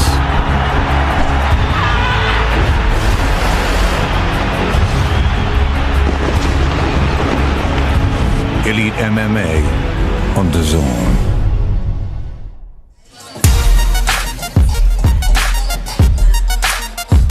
Fantasy Springs Resort Casino, home of tonight's Golden Boy Fight Night show. Had 4 fights already, 2 of them with the distance, 2 of them were stoppages. And let's look at the tail of the tape for our co-main. Tito Sanchez and Edwin Palomares, same height, and Tito with a slight reach advantage.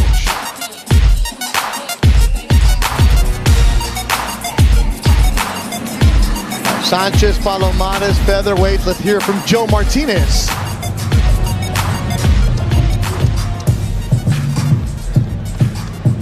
And now here we go, ladies and gentlemen, our co-main event this evening, 10 rounds in the featherweight division. And first to make his way to the ring, fighting out of the blue corner, from Mexico City, Mexico, here is Edwin Palomares.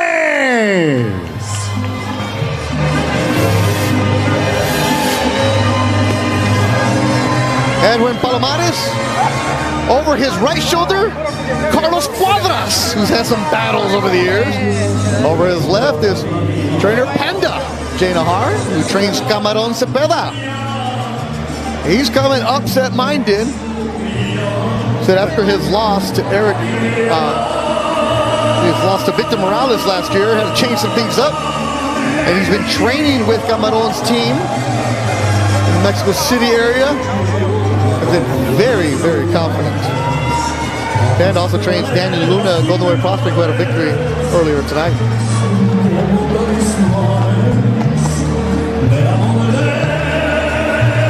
And next to make his way to the ring, fighting out of the red corner, representing Cathedral City, here is the undefeated Tito Sanchez.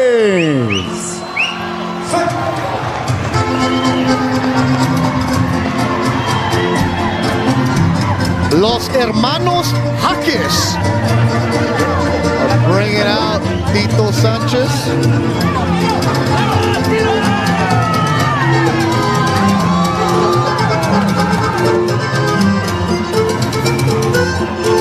Tito Sanchez 13-0, 7 KOs. There's his grandfather on his side.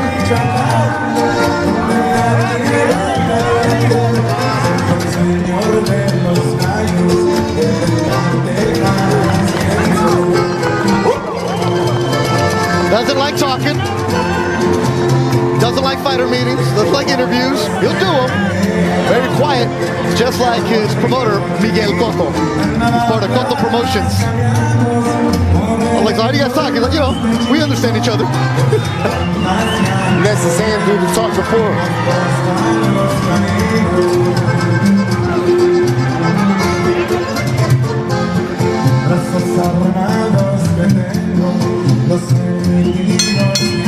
Once again, ladies and gentlemen, this bout is scheduled for 10 rounds of action in the featherweight division. It is brought to you by Oscar De La Hoya's Golden Boy Promotions in association with Cotto Promotions. The 3 judges scoring at ringside, Rudy Barragan, Don DeVergis, and Fernando Villarreal. Inside the ring, your referee in charge, Gerard White. Introducing to you first, fighting out of the blue corner, wearing black trimmed in the colors of Mexico, green, white, and red. He weighed in officially 126 pounds and holds a record of 18 victories, 5 defeats, 3 draws with 9 wins coming by way of knockout desde Ciudad de Mexico, Mexico. Here is Edwin Palomares.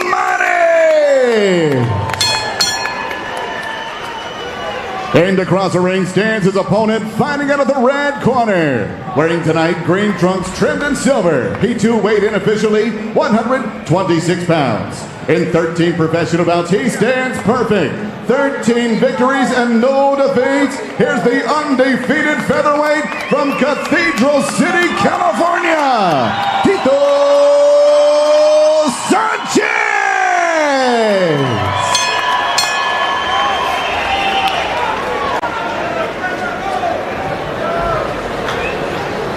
Gentlemen, went over the rules in the dressing room. We all know what we expect out of each other. A good, strong, clean fight. Obey that commands at all times. The trunks are good here. The trunks are good here. Let's touch them up. Let's go to work. Gerard White, the third man in the ring as we get ready to go. From Cathedral City, California, Tito Sanchez, one-line hug from trainer Joel Diaz. Trying to stay undefeated tonight and move up in the rankings. In the corner. Edwin Palomares from Mexico City has upset on his mind. Comes in very, very confident. He said, probably the best camp of his life. 10 rounds in the featherweight division. Let's get going here. For Tito Sanchez in the green. He's a fighter that is not going to be barking at anybody. He's not going to be yelling at you. He's not going to be doing anything. Just comes in, does the work. As Joel Diaz, trainer, said, he's very quiet, but he hits hard. He has power. Yeah, you know, when Tito starts slow, you know, he likes to kind of like catch the rhythm of his opponent before he starts throwing body shots and combinations. Yep. His third straight fight here on Golden Boy Fight Night. His last victory against Walter Santibanez. That was in December. He also beat Eric Cruz, a rugged veteran. That was in April, and Eric Cruz has never gone down. Watch your heads, guys. Watch your heads. He's also fought in Minnesota, Nevada, Puerto Rico, Panama. Started on the Thompson boxing shows, was fought in a bubble in a construction warehouse. Jessica Rosales and I did that broadcast, and he said it doesn't matter where he's at, just go. Big stage, small stage, just go. Well, you know, Edwin right now is being busy, jabbing, throwing a couple nice right hands to the midsection, you know, scoring some good points. Southpaw, he'll move around. You're right. That was a nice stiff jab right there by Edwin. Yep.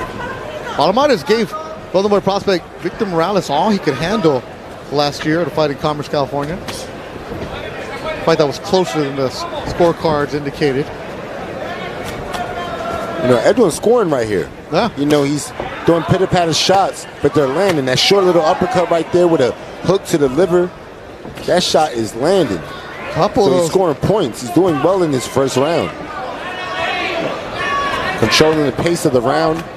Good right hand. Landing clean. Palomares, in his last fight we saw him, had his pink hair, right? His daughter painted it. It's interesting. We never see Tito get hit this much in an opening round. And, you know. And I asked him, how come you don't have the pink hair this time? He said, my daughter said, no, Dad, you have to be serious. You have to win. And he's coming in with that serious attitude. Look at him. Oh, he is. He is. He's landed, man. He's outworking Tito in this first round. And, you know, Tito's the guy that he lets his hands go. He's a slow starter, but Edwin is setting the tone early. They're going toe-to-toe. This is fun. If this is the pace we're going to go at, this is the kind of style we're going to get. Watch your feet. This is going to be a good one here. It's almost like Edwin caught Tito off guard. You know what I mean? I don't think Tito expected this Bring pace. that up. I didn't. No, I didn't either. Good round. Bring that up. And he busted Tito's nose. Tito's bleeding from the nose. Is he? And you see Tito walking back slow. That's his style. That's his demeanor. Just casual. Okay. Talk to me. Why are you getting so fucking careless in there? I don't want you to get hit. Let's go. Here. I don't want you to get hit. I want you to be smart. Spit. Rinse. Here. Hey, vamos. Wake up. You felt them already. Talk to me. Good? Okay. I need you to stay a little busy. Cuando se te viene adentro, cuando se te viene a intercambiar, pícalo, pícalo. Fucking start slowing them down. Start slowing them down, okay? I know you're trying to get your timing, but don't stay too still. Move your head. Come on. Avoid those punches.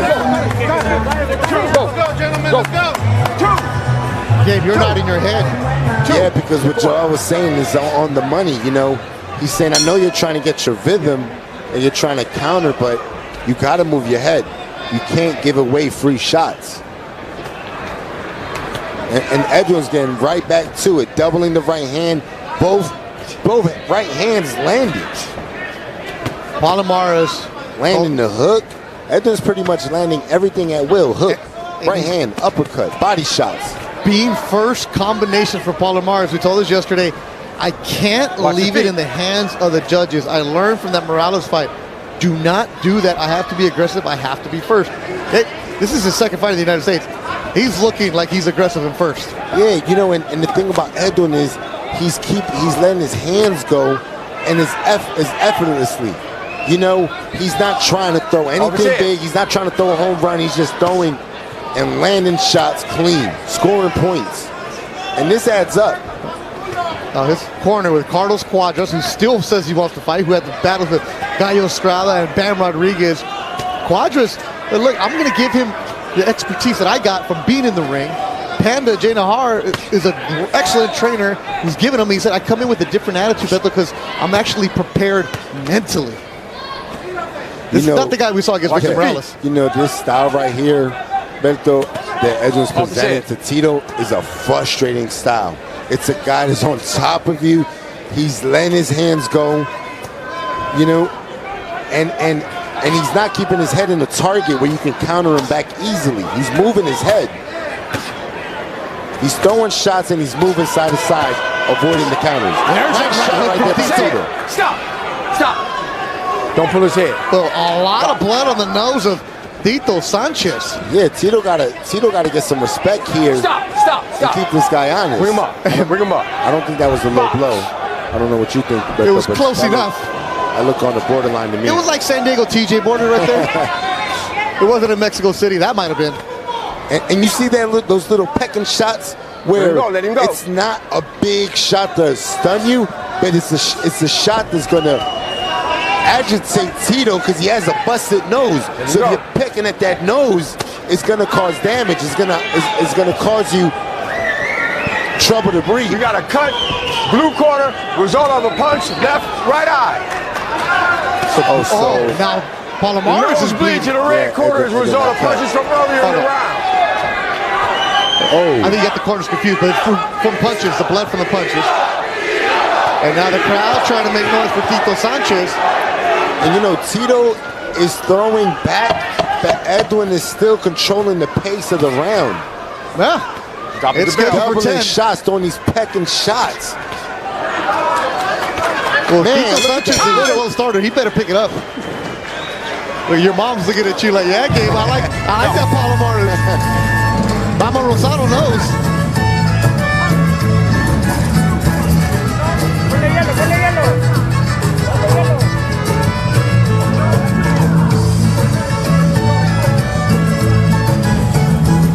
How you doing? Good? How's his power? No? Okay, start breaking his ass down. That's what you're doing. Now it's time to pick it up a little more, okay? Okay, start breaking them slowly now. You cut him with some really good uppercuts. Let's work those uppercuts a little more. Uppercuts combined with hooks. Al cortito, he's putting his head down. Levántalo con el pinche uppercut. Inhala profundo, exhala lento. Inhala profundo, exhala lento. Vamos. Let's go, guys. Let's go. Mouthpiece. Mouthpiece in the corner. Mouthpiece. 2 good rounds so far for Edwin Palomares. We're here in the third. You know, Beto, I think what Tito needs to do is more head movement, and he needs to use his legs. Stay away from the inside, this is benefiting Edwin. Let him go, Tito. Where Tito needs to set traps, where he feints, and Edwin falls for the feints, and then you can counter. Having worked with you the last year, Gabe, I've learned a lot. One thing that you really like from a fighter is when there's breaks, they're still constantly throwing something. This is Palomares, your kind of guy. And I like that Edwin's doing that. You know, he has the free hand, and he keeps letting it go. He's pecking away. And look, those you wouldn't think those shots are nothing, right? But this guy is bleeding from the nose. Tito's bleeding from the nose. Those little pecking shots do damage. Left eye cut as a result of an accidental butt. And Tito needs to move his head and use his footwork. Stop. You heard Gerard White saying the cut on Tito's eyes from an accidental headbutt. Wow, good body work by Edwin. He's going right to that nose. He's attacking it. And see right here, Edwin needs to be rolling shots and counter, rolling counter, slip and counter. You can't keep your head in that. Listen up. Line. It's okay. Box. That's the first chance that Tito's had to breathe during a round when the referee separated him. This is his guy's Oh, nice uppercut by Tito. Great uppercut. And Palomares stays there. He doesn't go away. And another thing is that Edwin's style right now is he's smothering Tito. Where Tito's really not getting the leverage that he needs to hurt Edwin. These two are just going to body to body. Pecking shots, pecking annoying shots. I think it's kind of enfadoso. We're just bothering you, smothering you. But he is stuck to Vito's body. And the thing is that Tito needs to roll and shoot, slip and shoot. You know, not stay in the pocket with this guy. Bring that hip shot up, Tito. Nice. See that right there? Tito created space by stepping to the side and creating an angle. Good shots upstairs from Tito Sanchez. But Palomares doesn't move back. His head snaps back. Oh yeah, right there. Edwin felt these shots. He's feeling that. Oh, there's Sanchez with the power. 10 seconds to go in the third. This is a better round for Tito. Yes, he's closing it better.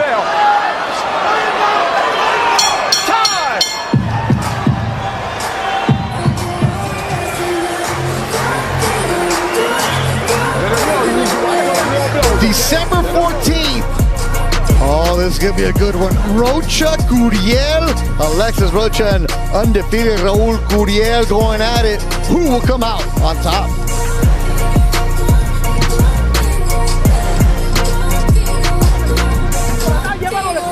Llévalo a la cuerda, pero te estás quedando muy enfrentado, por eso te estás agarrando con ese pinche hombre. Muévetele los feos que te mueven, muévetele, ponle el peso encima. De los hombres. He's hitting you with the uppercut because you're not moving. Take him to the corners.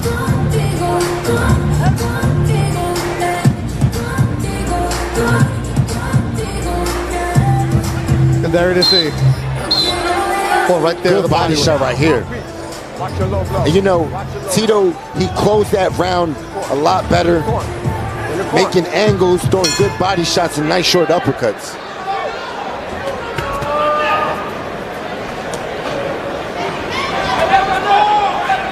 This is tough. Back and forth. Edwin keeps pecking away, man. He's not even trying to hurt. He's not even trying to land anything hard. He's just pecking. Nice jab. Let's listen to about 5 jabs right there. Yeah, right there. Let's see what the corner of Tito Sanchez is saying. Let him out. Let him out.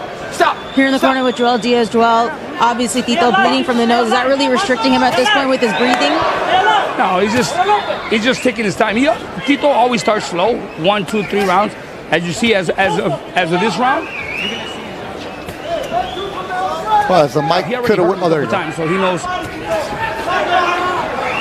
All right, so we're having mic issues in the corner of Joel here. But as Joel said, he starts slow. So you got that. And you know, he warmed up in that last round. The pace and intensity increased. But Edwin is right back on him, not letting him breathe, not giving him the distance that he needs to be effective. Hands are free. Okay, but if you're a slow starter, it's one thing when the opponent is letting you be slow. Palomares isn't letting you. Well, one thing is you can be a slow starter, but at least stay in the outside. Move. Stay from harm's way. You know, if you're not going to throw shots, you don't want to stay in the pocket and give free shots. Because he gave a lot of free shots in the first 2 rounds. Now Tito's starting to back Edwin up. So maybe Edwin needs a break. And this is an opportunity where Tito can take advantage of.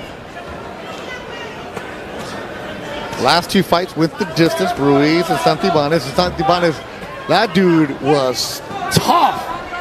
And that was after he had beat Manny Flores.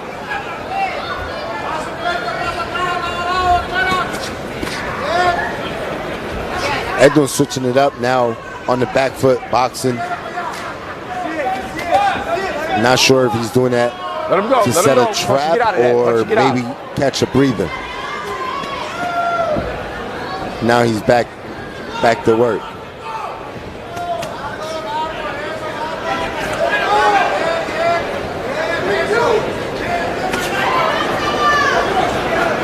Punching it out. Nice body shot right there by Edwin. Just does not stop. And he stays on him. Look, his shoulder is right on the chest of Tito.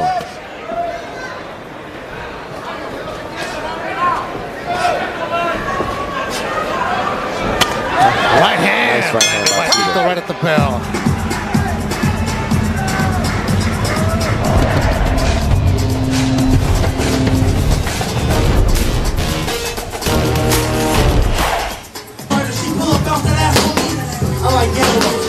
Main event to come. Gucci Manny Flores warming up with Toño Diaz. He's taking on Victor Olivo. Flores has knocked out his last 3 opponents. What will he do tonight in the main event? He's already got that good lather going. That's coming up next. Flores and Olivo, but right now, Tito Sanchez and Edwin Palomares are in a rugged one.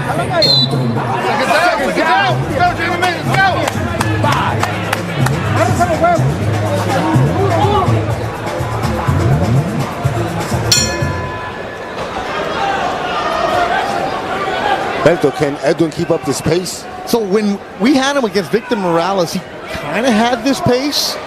But one thing I know that when you train with Panda, Jay Nahar, and El Camarón, high altitude in Mexico City, when they work hard, you've seen Camarón, the guy looks like he can go 30 rounds, his output, you know they're going to come in great condition and shit, right? So that's what we're going to get from Palomares. But watch your head. It's one of those things where Joel, when I talked to him in the past, it's like, can Tito knock him out? Can he do that? Yeah, Tito has a lot of power.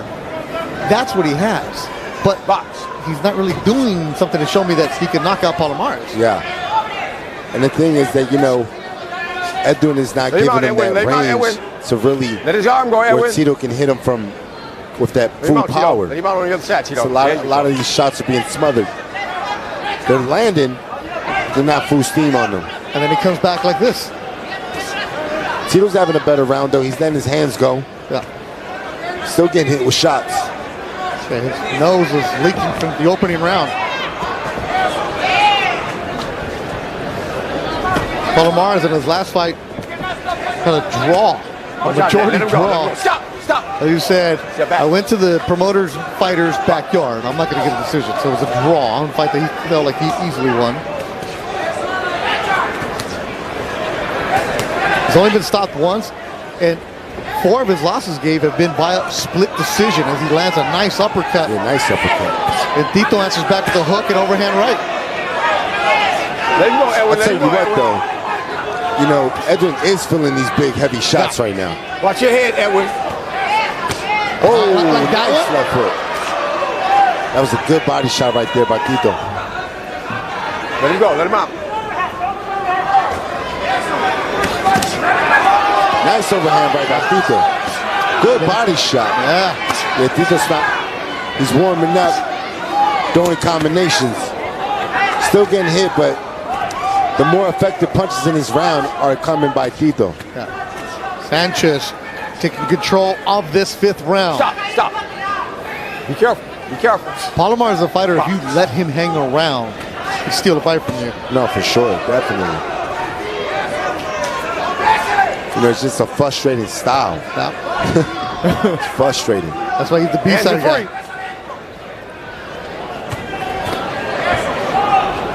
Palomares' mouth open here late in the 5th round. You know, and Tito needs to go right back to that body. Right back to the body. The body's affecting Edwin and slowing him down. Good round. Good round. Number 5.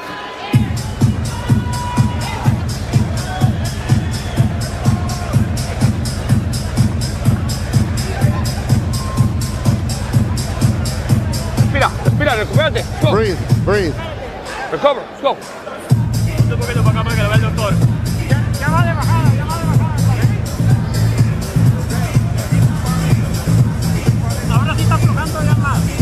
How you doing? Tired?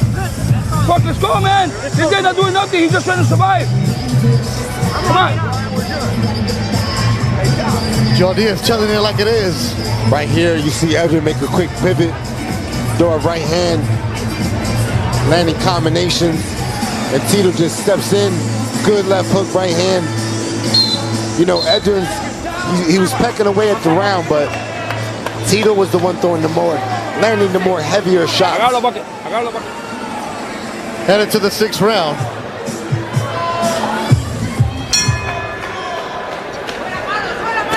Mention the road for Tito Sanchez just to get anybody to sign him. This round right here, I just like Tito to just really sit on the body. You know, slow this guy down. Let him go. Oh, stop. So Tito was around the Southern California club scene, bouncing around, trying to get fights. But, you know, a smaller weight division, taking time to warm up, not knocking people out in a fantastic fashion. So, like, what are you going to do, right?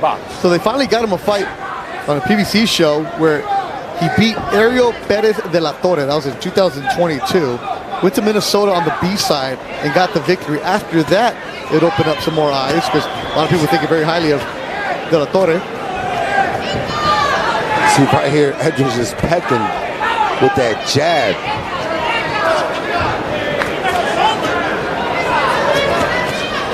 Nice body shot right there by Tito. And that's what Tito got to do, is just keep touching that body, slow this guy down. Palomares, you were saying it, Gabe, last couple rounds, I think the body shots are starting to feel. He's not as elusive now. He's not as crisp. Nice body shot right there by Tito. Work out of that. Ripping that short left to the gut. 126 pounders dig into the body here. And Tito right now is working, man. He's letting his hands go on the inside, throwing short. He's catching and countering. Tito's doing real good inside work right here. And Palomares, a little wobbly there as a body work again from Tito. Overhand right from Palomares. Let's go to Brandy Flores for more on this fight. Yeah, Joel Diaz does not like to sugarcoat things, and he told us during fighter meetings that Tito needs to step it up already. He wants him to get those bigger fights. He's at the turning point in his career. He says that Tito fights up and down to his competition, so he needs to stay at his own level, which is dominant. We know he has that power, and he has to prove tonight that he can handle tougher competition and move up in the rankings. Well, if you're fighting down to the level of your competition, Edwin Palomares doesn't feel like he's down because he came in very confident. He did, but you know what? Tito's starting to break him down. Okay. You can see it. Those body shots are taking away the legs of Edwin. Yeah. Started strong, did Palomares. Tito Sanchez coming in very aggressive here in the 6th round. Nice body work by Tito. And this is what I said in the beginning of the round. Tito has to really dedicate himself to body blows in this round, and he's doing it, and it's working. Because this round is a round that I think he's won easy, clear. Yeah. Most of the rounds tonight have been about, you can see either way. This one is a Tito Sanchez round. And he's heating up here in Coachella Valley.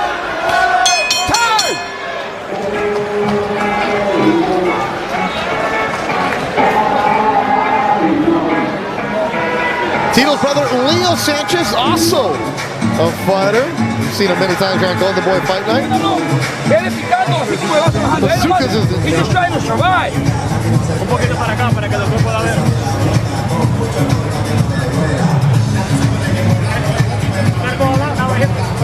Go, you gotta go, güey. You gotta go. Anda agachado, levántate. Chicas al body, Feints to the body, they said, and go, but you got to go all out, Gabe. Yeah, right here, Tito just attacking that body with that hook. Body shots on each side, the right side, the left side, finishing up top. It was a strong round for Tito.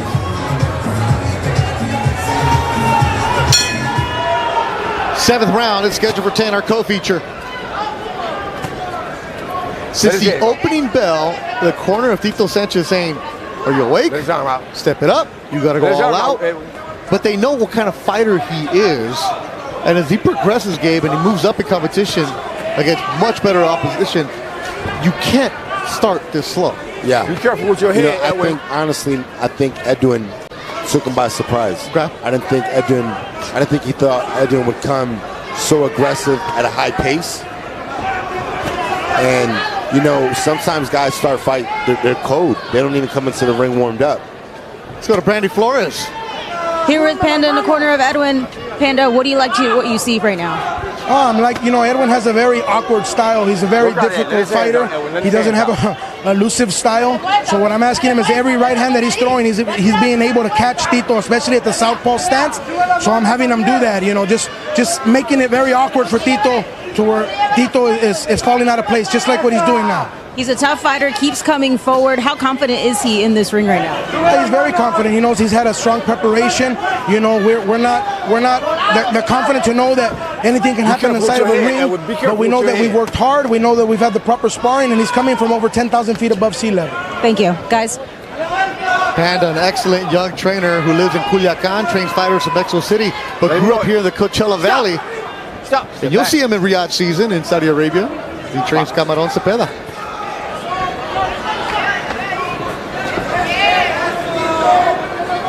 And when you know that you have a fighter, as he said, he has an awkward style.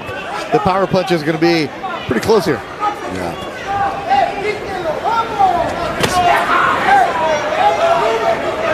You got to earn everything against Edwin Palomares. Less than a minute to go in the 7th round. You know, to be honest with you, Edwin's boxing actually pretty good right now. You know, he's using the ring, he's throwing combinations, moving in and out. And the thing is that Tito's walking in on a straight line. Tito's not walking in with a jab. He's not walking in with head movement. He's walking straight forward. So he's getting hit with combinations. Now he's moving a little bit right there, but for the most part, he just walks straight in and gets hit with combos. That's right now 1-2. Let his arm out. Let his arm out, Edwin. Stop. Step back. Box.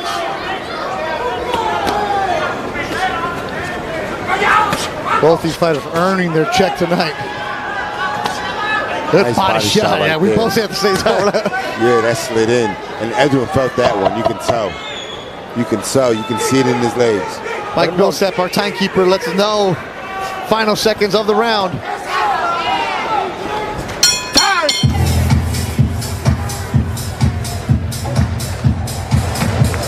November 9th in Philly, the city of brotherly love, undefeated champion doubleheader with pound-for-pound stars. Boots Ennis and Bam Rodriguez.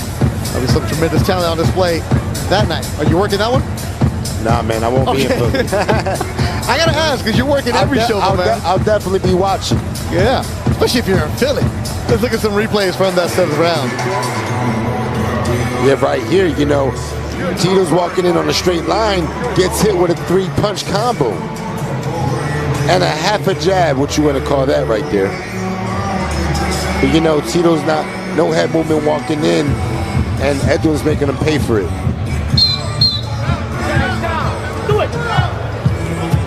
All right, now, look, we didn't have a microphone over there, but we can hear across the ring Joel just yelling at Tito. Yeah, Joel's mad because Joel knows Tito's better than this. He's like, why are you getting hit with these shots? Why are you not moving your head? Work out of that. Work out of that. Let his arm go, Edwin. Let his arm go, Edwin. There you go. And like Joel said, you know, sometimes Tito fights his competition, but the thing is that Edwin is game today. Edwin came in shape and he came to win. Stop! Stop! Step back. Now, Tito Sanchez in his last fight against Terry Ruiz. Edwin, watch your head. Don't do that. Time in. Box.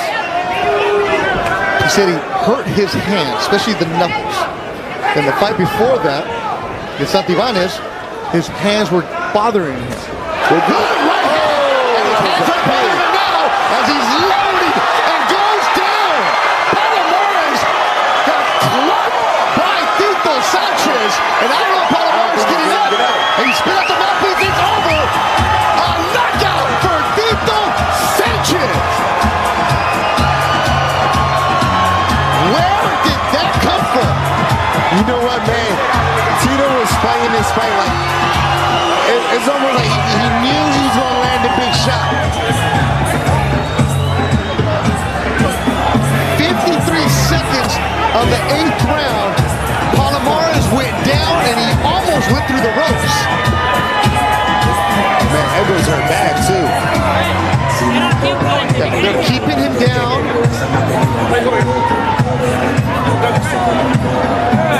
Happened right in front of us. He's breathing hard too, man. He looks. So both doctors are next to Edwin de Palomares.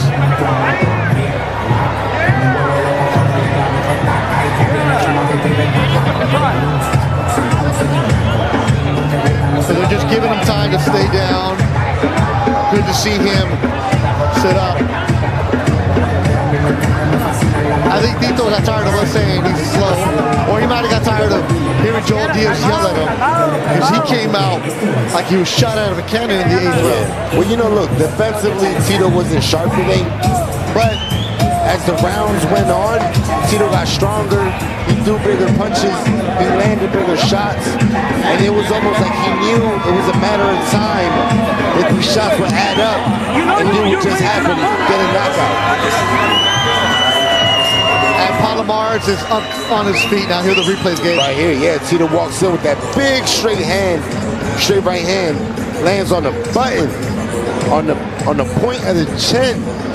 He doubles up, big left hook, finishes with that big right hand. And that goes Edwin. That right hand, wow, on the money, right on the chin, right on the sweet spot. And every shot is landing dead on the chin.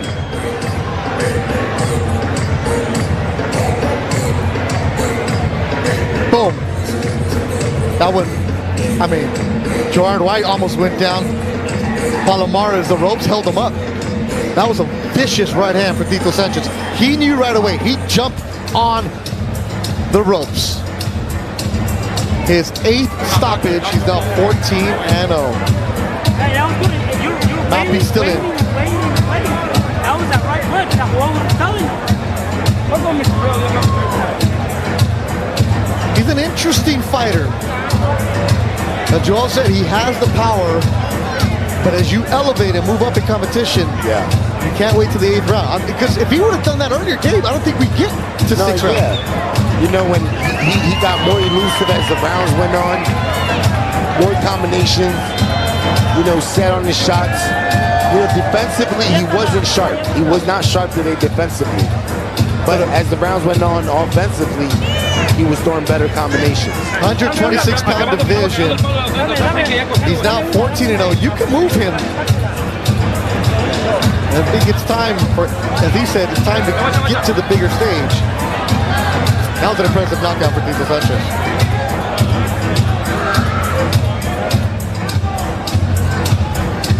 Let's hear from Joe Martinez.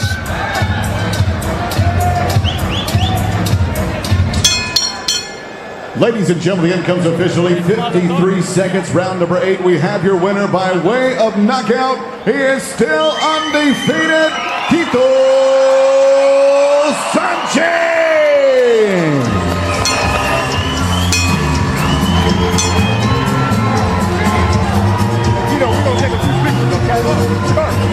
Eighth round stoppage. Tito Sanchez had to work for it tonight. Got his nose busted in the first, was bleeding, accidental head cut in the earlier rounds on the left eyebrow. You're ready for the kill.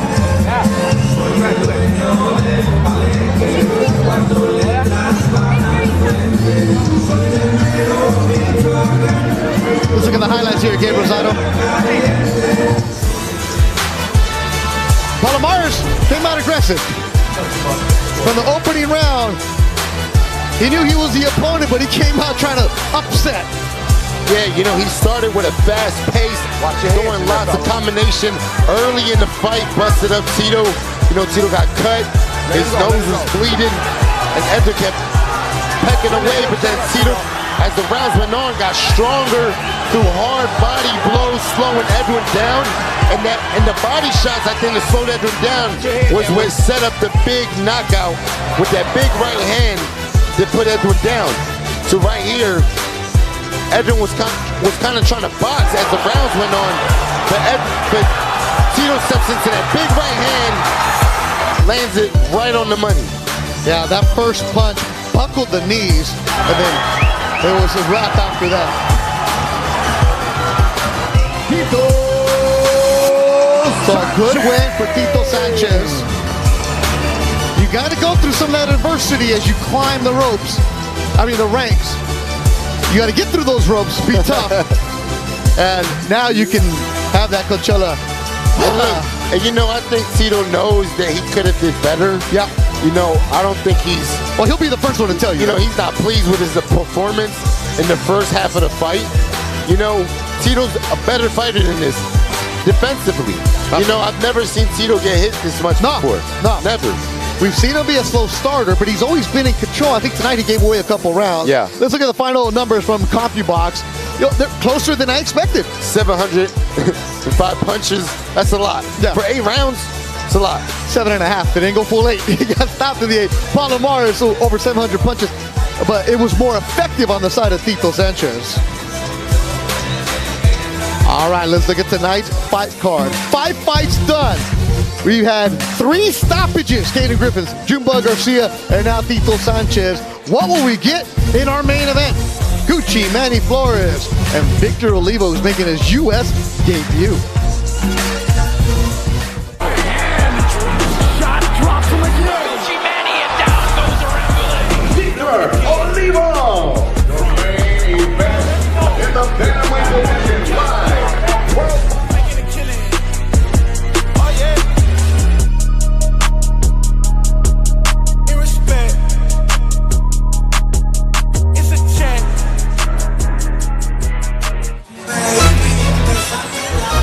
Golden Boy Fight Night back in the Coachella Valley tonight. 10-round contest in the main event between Gucci, Manny Flores, and Victor Olivo in the super bantamweight division.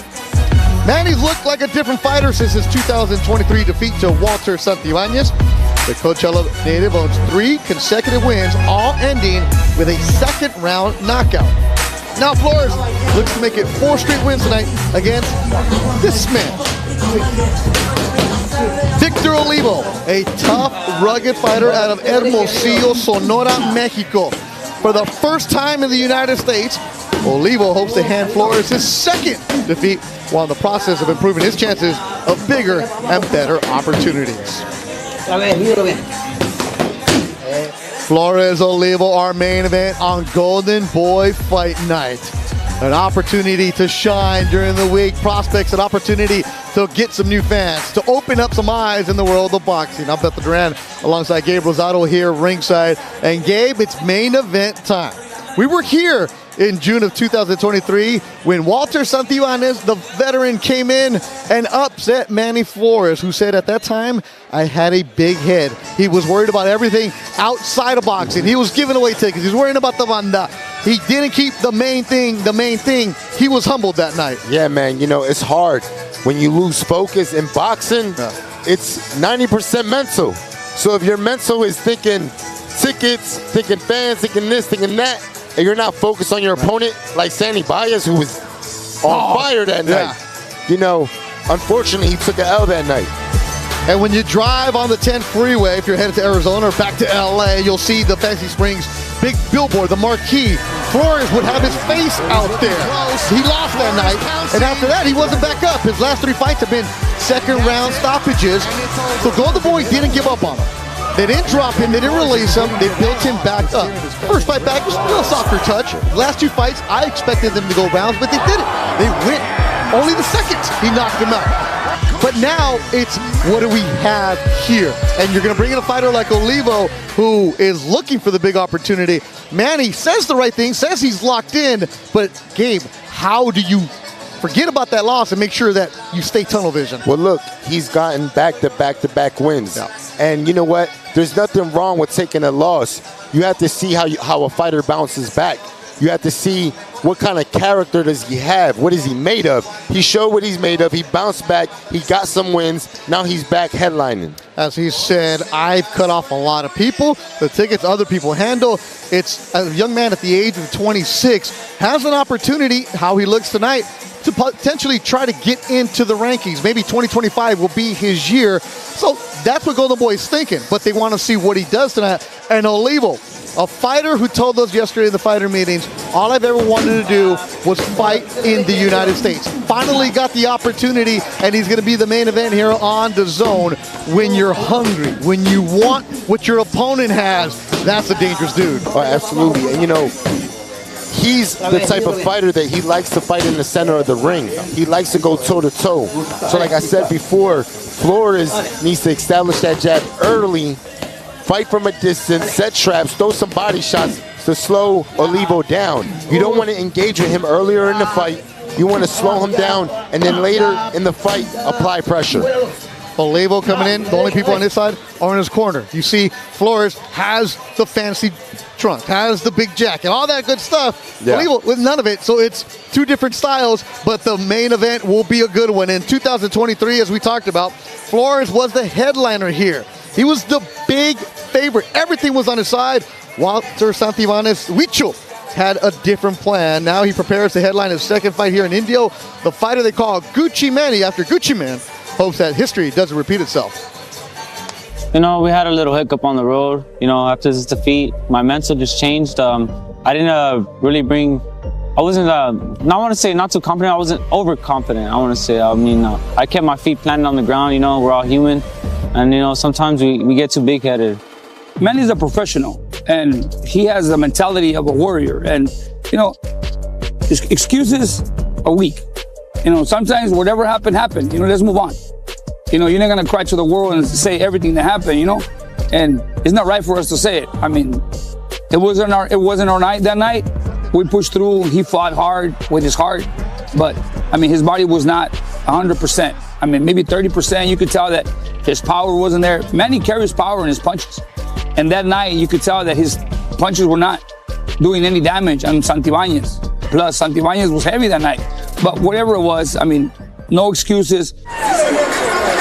Oh, he's got the smile on the smirk on his face.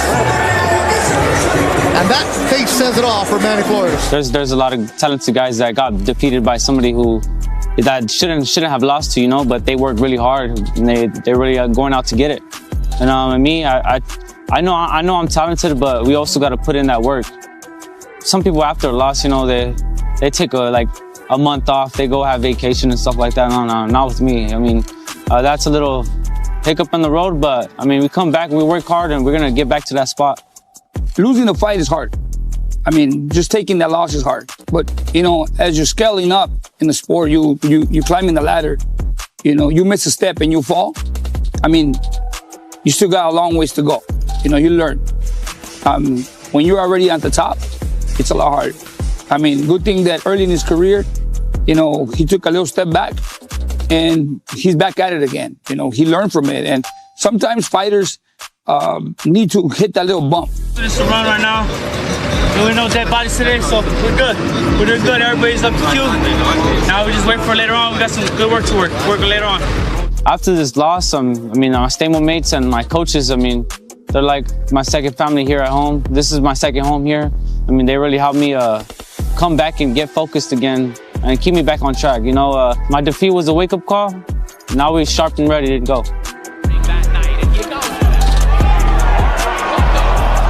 I feel like this Manny right now, this camp, I mean, it was me versus me this camp. I wasn't comparing myself to nobody or trying to do any comparisons. It's me versus me this camp, and you know, no one's gonna stop me.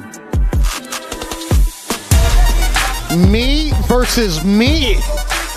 Love that from Manny Flores. Be where your feet are, young man. And tonight, he's the main event on Golden Boy Fight Night. Let's look at the tail of the tape for this one. The 26-year-old Flores is the taller fighter and has the reach advantage.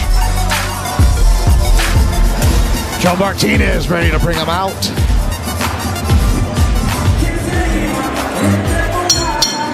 And now, fight fans, here we go, the main event this evening. 10 rounds of boxing in the bantamweight division. And first to make his way to the ring, fighting out of the blue corner, from Sonora, Mexico, Victor Olivo.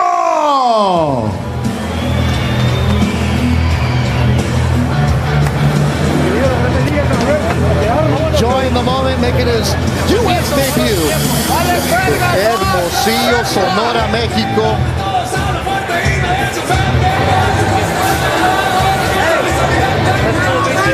His left eye droopy. It's not from boxing. He was born like that. Like, nah, man, I haven't been hit too much in my career. Has the right attitude.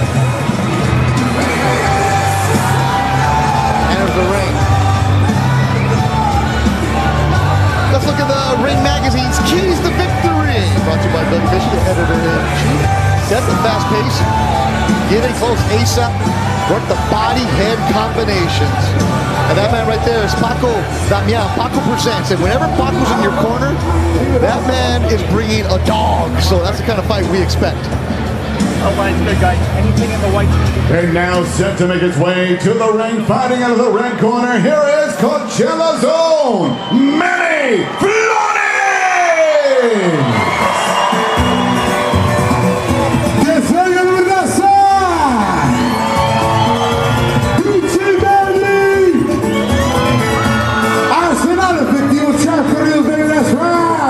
Que se oiga ese aplauso para mi compa Gucci Manny. Swap corridos. All right, so Manny said, in the past I was worried about the entrance and all that stuff. This was handled by somebody else. When you're walking in, Antonio Diaz on his side. It's just the modern fighter now, right? You're the main event. It is cool, man. You know, you got a vibe. Yeah.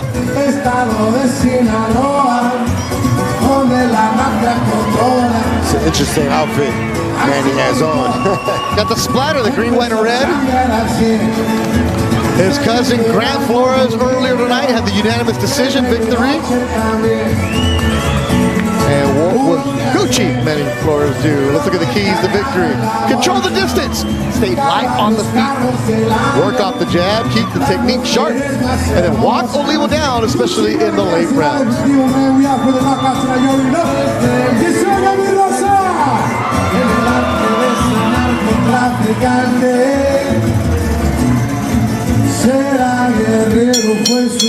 And now, ladies and gentlemen, here we go live around the world on DAZN from Fantasy Springs Resort Casino here in Indio, California. This is the main event of the evening. 10 rounds of boxing this schedule in the bantamweight division. It is presented by Oscar De La Hoya's Golden Boy Promotions. This bout in association with Paco Presents and World of Boxing. Sponsored by BetOnline, your online sportsbook experts, Wild Casino, and Riyadh Season. Sanctioned by the California State Athletic Commission, the Executive Officer, Andy Foster, with the Chairman, Pete Villegas. The three judges scoring at ringside, Rudy Barragan, Don DeVergis, and Fernando Villarreal. And inside the ring, your referee in charge of the action, Thomas Taylor. And now, ladies and gentlemen, the judges are ready, the fighters are ready, the world is ready. Indio, make some noise if you are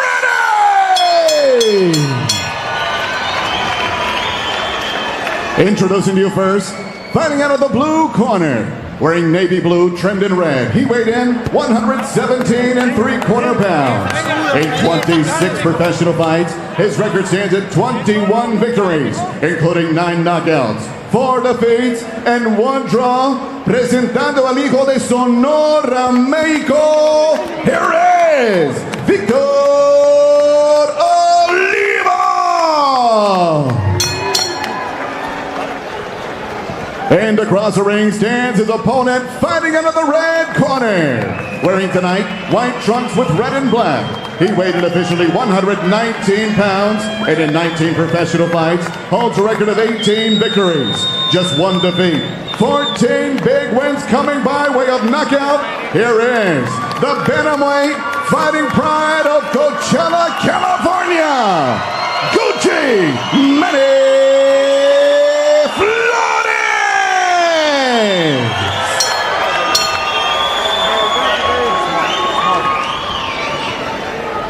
Let's go. Right here, gentlemen.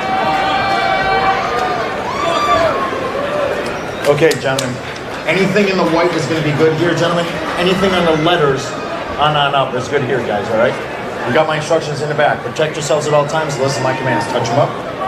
Back to your corner, gentlemen. Main event time. Live on DAZN. Brian. Manny Flores. 18-1, 14 KOs. He's got that rat tail growing, and Tom Taylor said, no, it's too long. Got to get some tape behind it. Victor Olivo. Hermosillo, Sonora, Mexico. You ready? That's the Costa Zoo. Yeah. Costa Zoo. Costa Zoo for the southpaw. Costa Zoo had his higher, though. Yes. It was on the top. It was up to the top, yeah. Flores looks big in that ring, Gabe. Landed a good, nice hook right there. Yeah.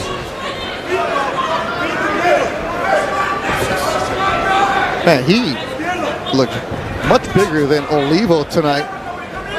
And will that advantage help out Flores? Nice body shot right there by Flores. Okay, we've worked a lot of Manny Flores fights, and he's usually filling out the first couple rounds.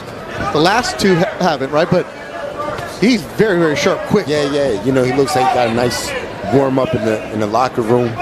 Came out popping that jab, throwing combinations. Nice quick counters too. A lot of eyes on Flores tonight to see how he looks, how he performs. Especially Oscar De La Hoya, the Hall of Famer, the founder of the company. Eric Gomez, president of Golden Boy. Have plans for Flores to move him up and try to get him into the 118-pound rankings and work his way up.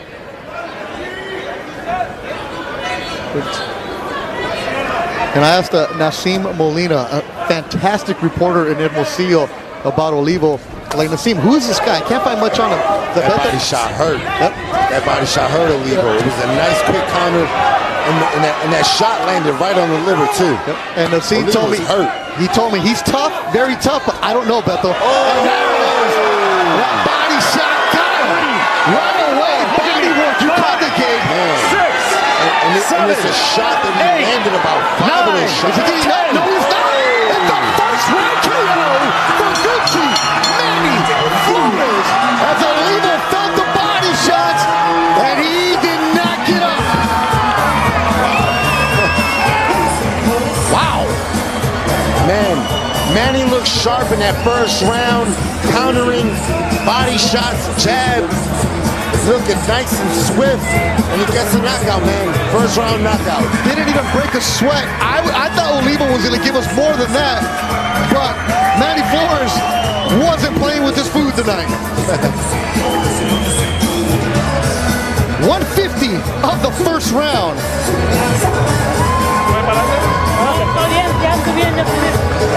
He's up good now.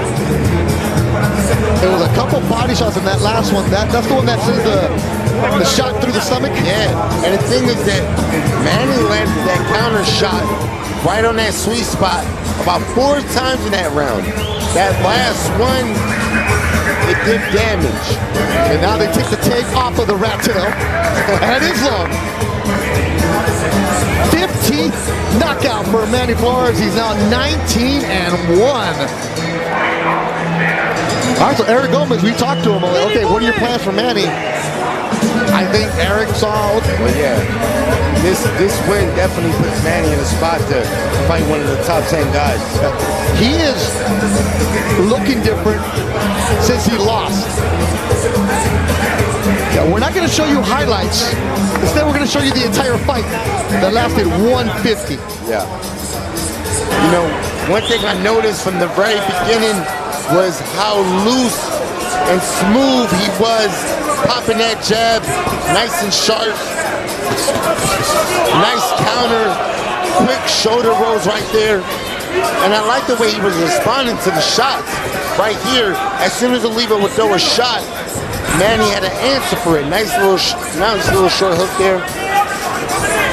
And Olivo's watching the fight on the big screen, and he's just shaking his head. Because it was all Manny Flores. Nice 1-2 right here. And Manny's too sharp. Look, right here, not diving in, allowing Olivo to come in. 1-2. And here come the shots.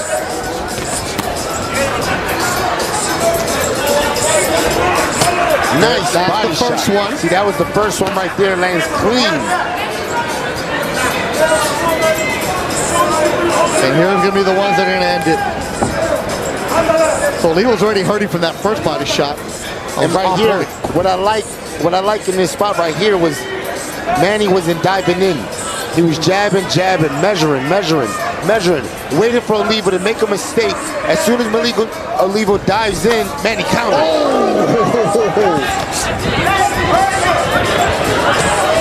And then Manny knows that shot hurted him, so then he goes for the attack. Now when you know your guy's hurt, you go for the kill, and he goes right for the same shot. And that was it. He's trying to shake it off. It was a quick first round, but it was a lot of nice, sharp, crafty things that Manny did in that 1 minute, in that first round.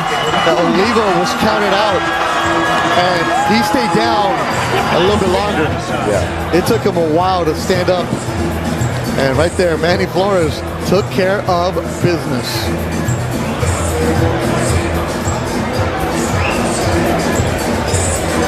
All right, Joe Martinez, this crowd is going to hear from you right now. Ladies and gentlemen, the end comes officially 1 minute, 50 seconds. Round number 1. Referee Thomas Taylor reaches a count of 10 for your winner by way of knockout, Gucci Manny Flores.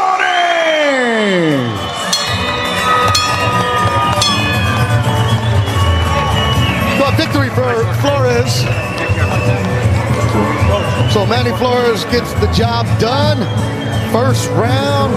That's what you're supposed to do when you're the main event.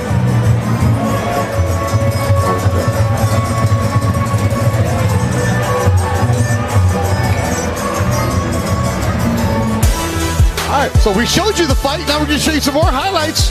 That way you can record it, tag it, tag the Golden Boy account, tag Manny Flores, because he got the first round KO. Took care of business.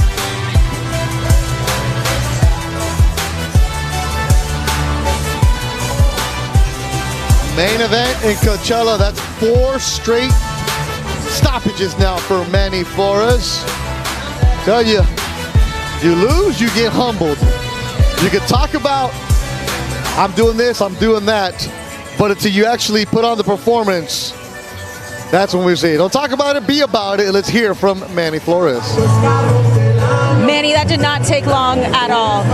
You went immediately for the kill. When you heard him with that first body shot, were you just in shark mode attacking?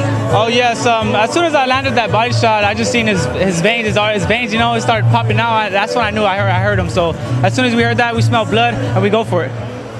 And last time you were here as the main event, things didn't go your way. What does this mean to you, with this crowd in front of all the people here that support you, to get the result that you've always wanted? Oh, so this second chance, I was gonna take no. I was gonna do nothing like I did last time. I'm gonna come here and the opponent is myself. That's the most big opponent. What is the biggest difference from Manny Flores then to Manny Flores now? Oh, you guys seen it. There's footwork. There's more volume punches. I mean, we're out here to go kill him. What did you learn about yourself tonight? It wasn't very long that you had to really take a chance, but what do you really learn? Oh, I learned that, you know, we gotta be calm and poised, because you know, a wounded animal or a wounded person, you know, they get in the corner, they gotta throw anything to get out of there. You wanted to make a statement tonight, not just for yourself, not just for this crowd, but for the trajectory of your career. What kind of statement do you think you made? Oh, you know, we're gonna be a problem in this division, I promise you. Whoever's in the way, you guys have belts, I'm coming for you. Coachella Valley clean sweep tonight. Is it gonna be a party?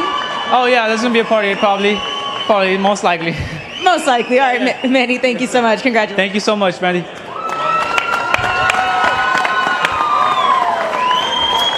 Manny Flores makes it a sweep for the Coachella Valley. Gets the hug. There's Beck the Bully, Joel Diaz, Doña Diaz. Good job for them. So his cousin Grant went the distance, 6 rounds. And here he is in the first round knockout. Gabe Rosado, 4 straight stoppages for him after he had that rough night last year. Yeah, you know, that says a lot. Like I said, he came from defeat, and you see what a guy's really made of, their character.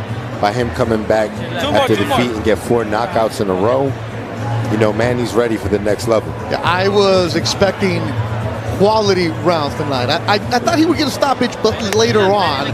But this sends a message. Yeah, Victor, it was a short fight, but I seen growth because I can see from his last few fights, right, that he was more patient. He had the jab. He mixed things up, and he was quick and sharp with the counter. Our replay crew did excellent work tonight. Graphics department, excellent. But finding the highlights for you real quick, because normally during a fight, our crew has an opportunity to find your highlights. This fight only went 150. Our replay squad is excellent. Look at this. Man, and that body work, beautiful. Happened fast, but Manny did a lot of things that stood out to me. And right there, Olivo went down, tried to shake it off, and then he took that deep breath. He didn't know where he was at right there. Yeah. That kid was in pain right there. Tom Taylor counted him out. First round KO for Manny Flores. He gets to celebrate in his hometown. The Coachella Valley is going to be rocking tonight. Golden Boy Fight Night. Anytime we're in Indio, they show up and show out. Sold out crowd, and they're all in a great mood tonight for Manny Flores. And they should be. The young man has been putting on a show in 2024. So, you mentioned it. Time to fight, step it up, and get after somebody, huh? Definitely. He's ready for those guys at the top 10. Why not? Yeah, and he'll take on all challengers. He knows that, so he's knocking on that door. So good night for Manny Flores. 6 Fights brought to you here by Oscar De Loya's Golden Boy Promotions, Golden Boy Fight Night. All about showing you tomorrow's stars today. And I think we saw something. Caden Griffiths, the 18-year-old, impressive. Oh, yeah. Yeah. That's one of my favorite kids coming up right now, man. He's so impressive and explosive. And he's in the same camp as Manny Flores. Let's look at the fight card for it. So Johnny Cañas opened up the show. Good rounds for Johnny Cañas against Pedro Cruz. He went the distance. Griffiths, the KO. Jumba Garcia, the stoppage. The young man out of Colorado. And Grant Flores with the decision. And Tito Sanchez started slow, got hit, was bloodied, and in the 8th round, boom, a KO. And then the main event, Manny Flores, as we've talked about over and over and over. The first round stoppage. So good night of action. I love working these kind of shows with you, Gabe, because you get excited. I feel the energy from you, man. So you're going to be in Riyadh season, and you're going to be fighting November 12th. Yeah, man. Doing something light. Get back in the mix. Okay, but it's not official, right? No, it's an exhibition. Okay, exhibition bout. Because you want to fight who? Oh, you already know, man. Berlanga. What's up? There's your camera. Look at the camera. Berlanga, what's up, man? We doing it? Puerto Rico, let's go. Yeah. If you follow Gabe's Instagram every damn day, it's Berlanga. Hey, you promote yourself. Love working with you, partner, man. Great job. Man. Have fun on your travels. For everybody behind the scenes, fantastic work, everybody in the truck. Our producer, Joe, director, Jeff, for Golden Boy social media squad. Fantastic work. Thanks to everybody. So that's a wrap. Entertaining night of boxing here on DAZN. For my partner, Gabe Rosado, who's not retired, Brandy Flores, and the rest of our Golden Boy Fight Night crew, I'm Beto Duran. Buenas noches from Indio.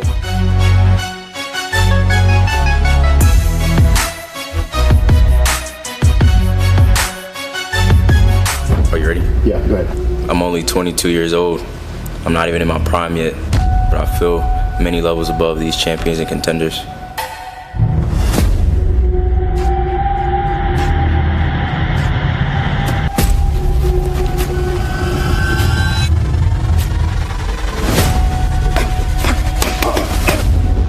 What separates me from these other guys is my hunger and my work ethic.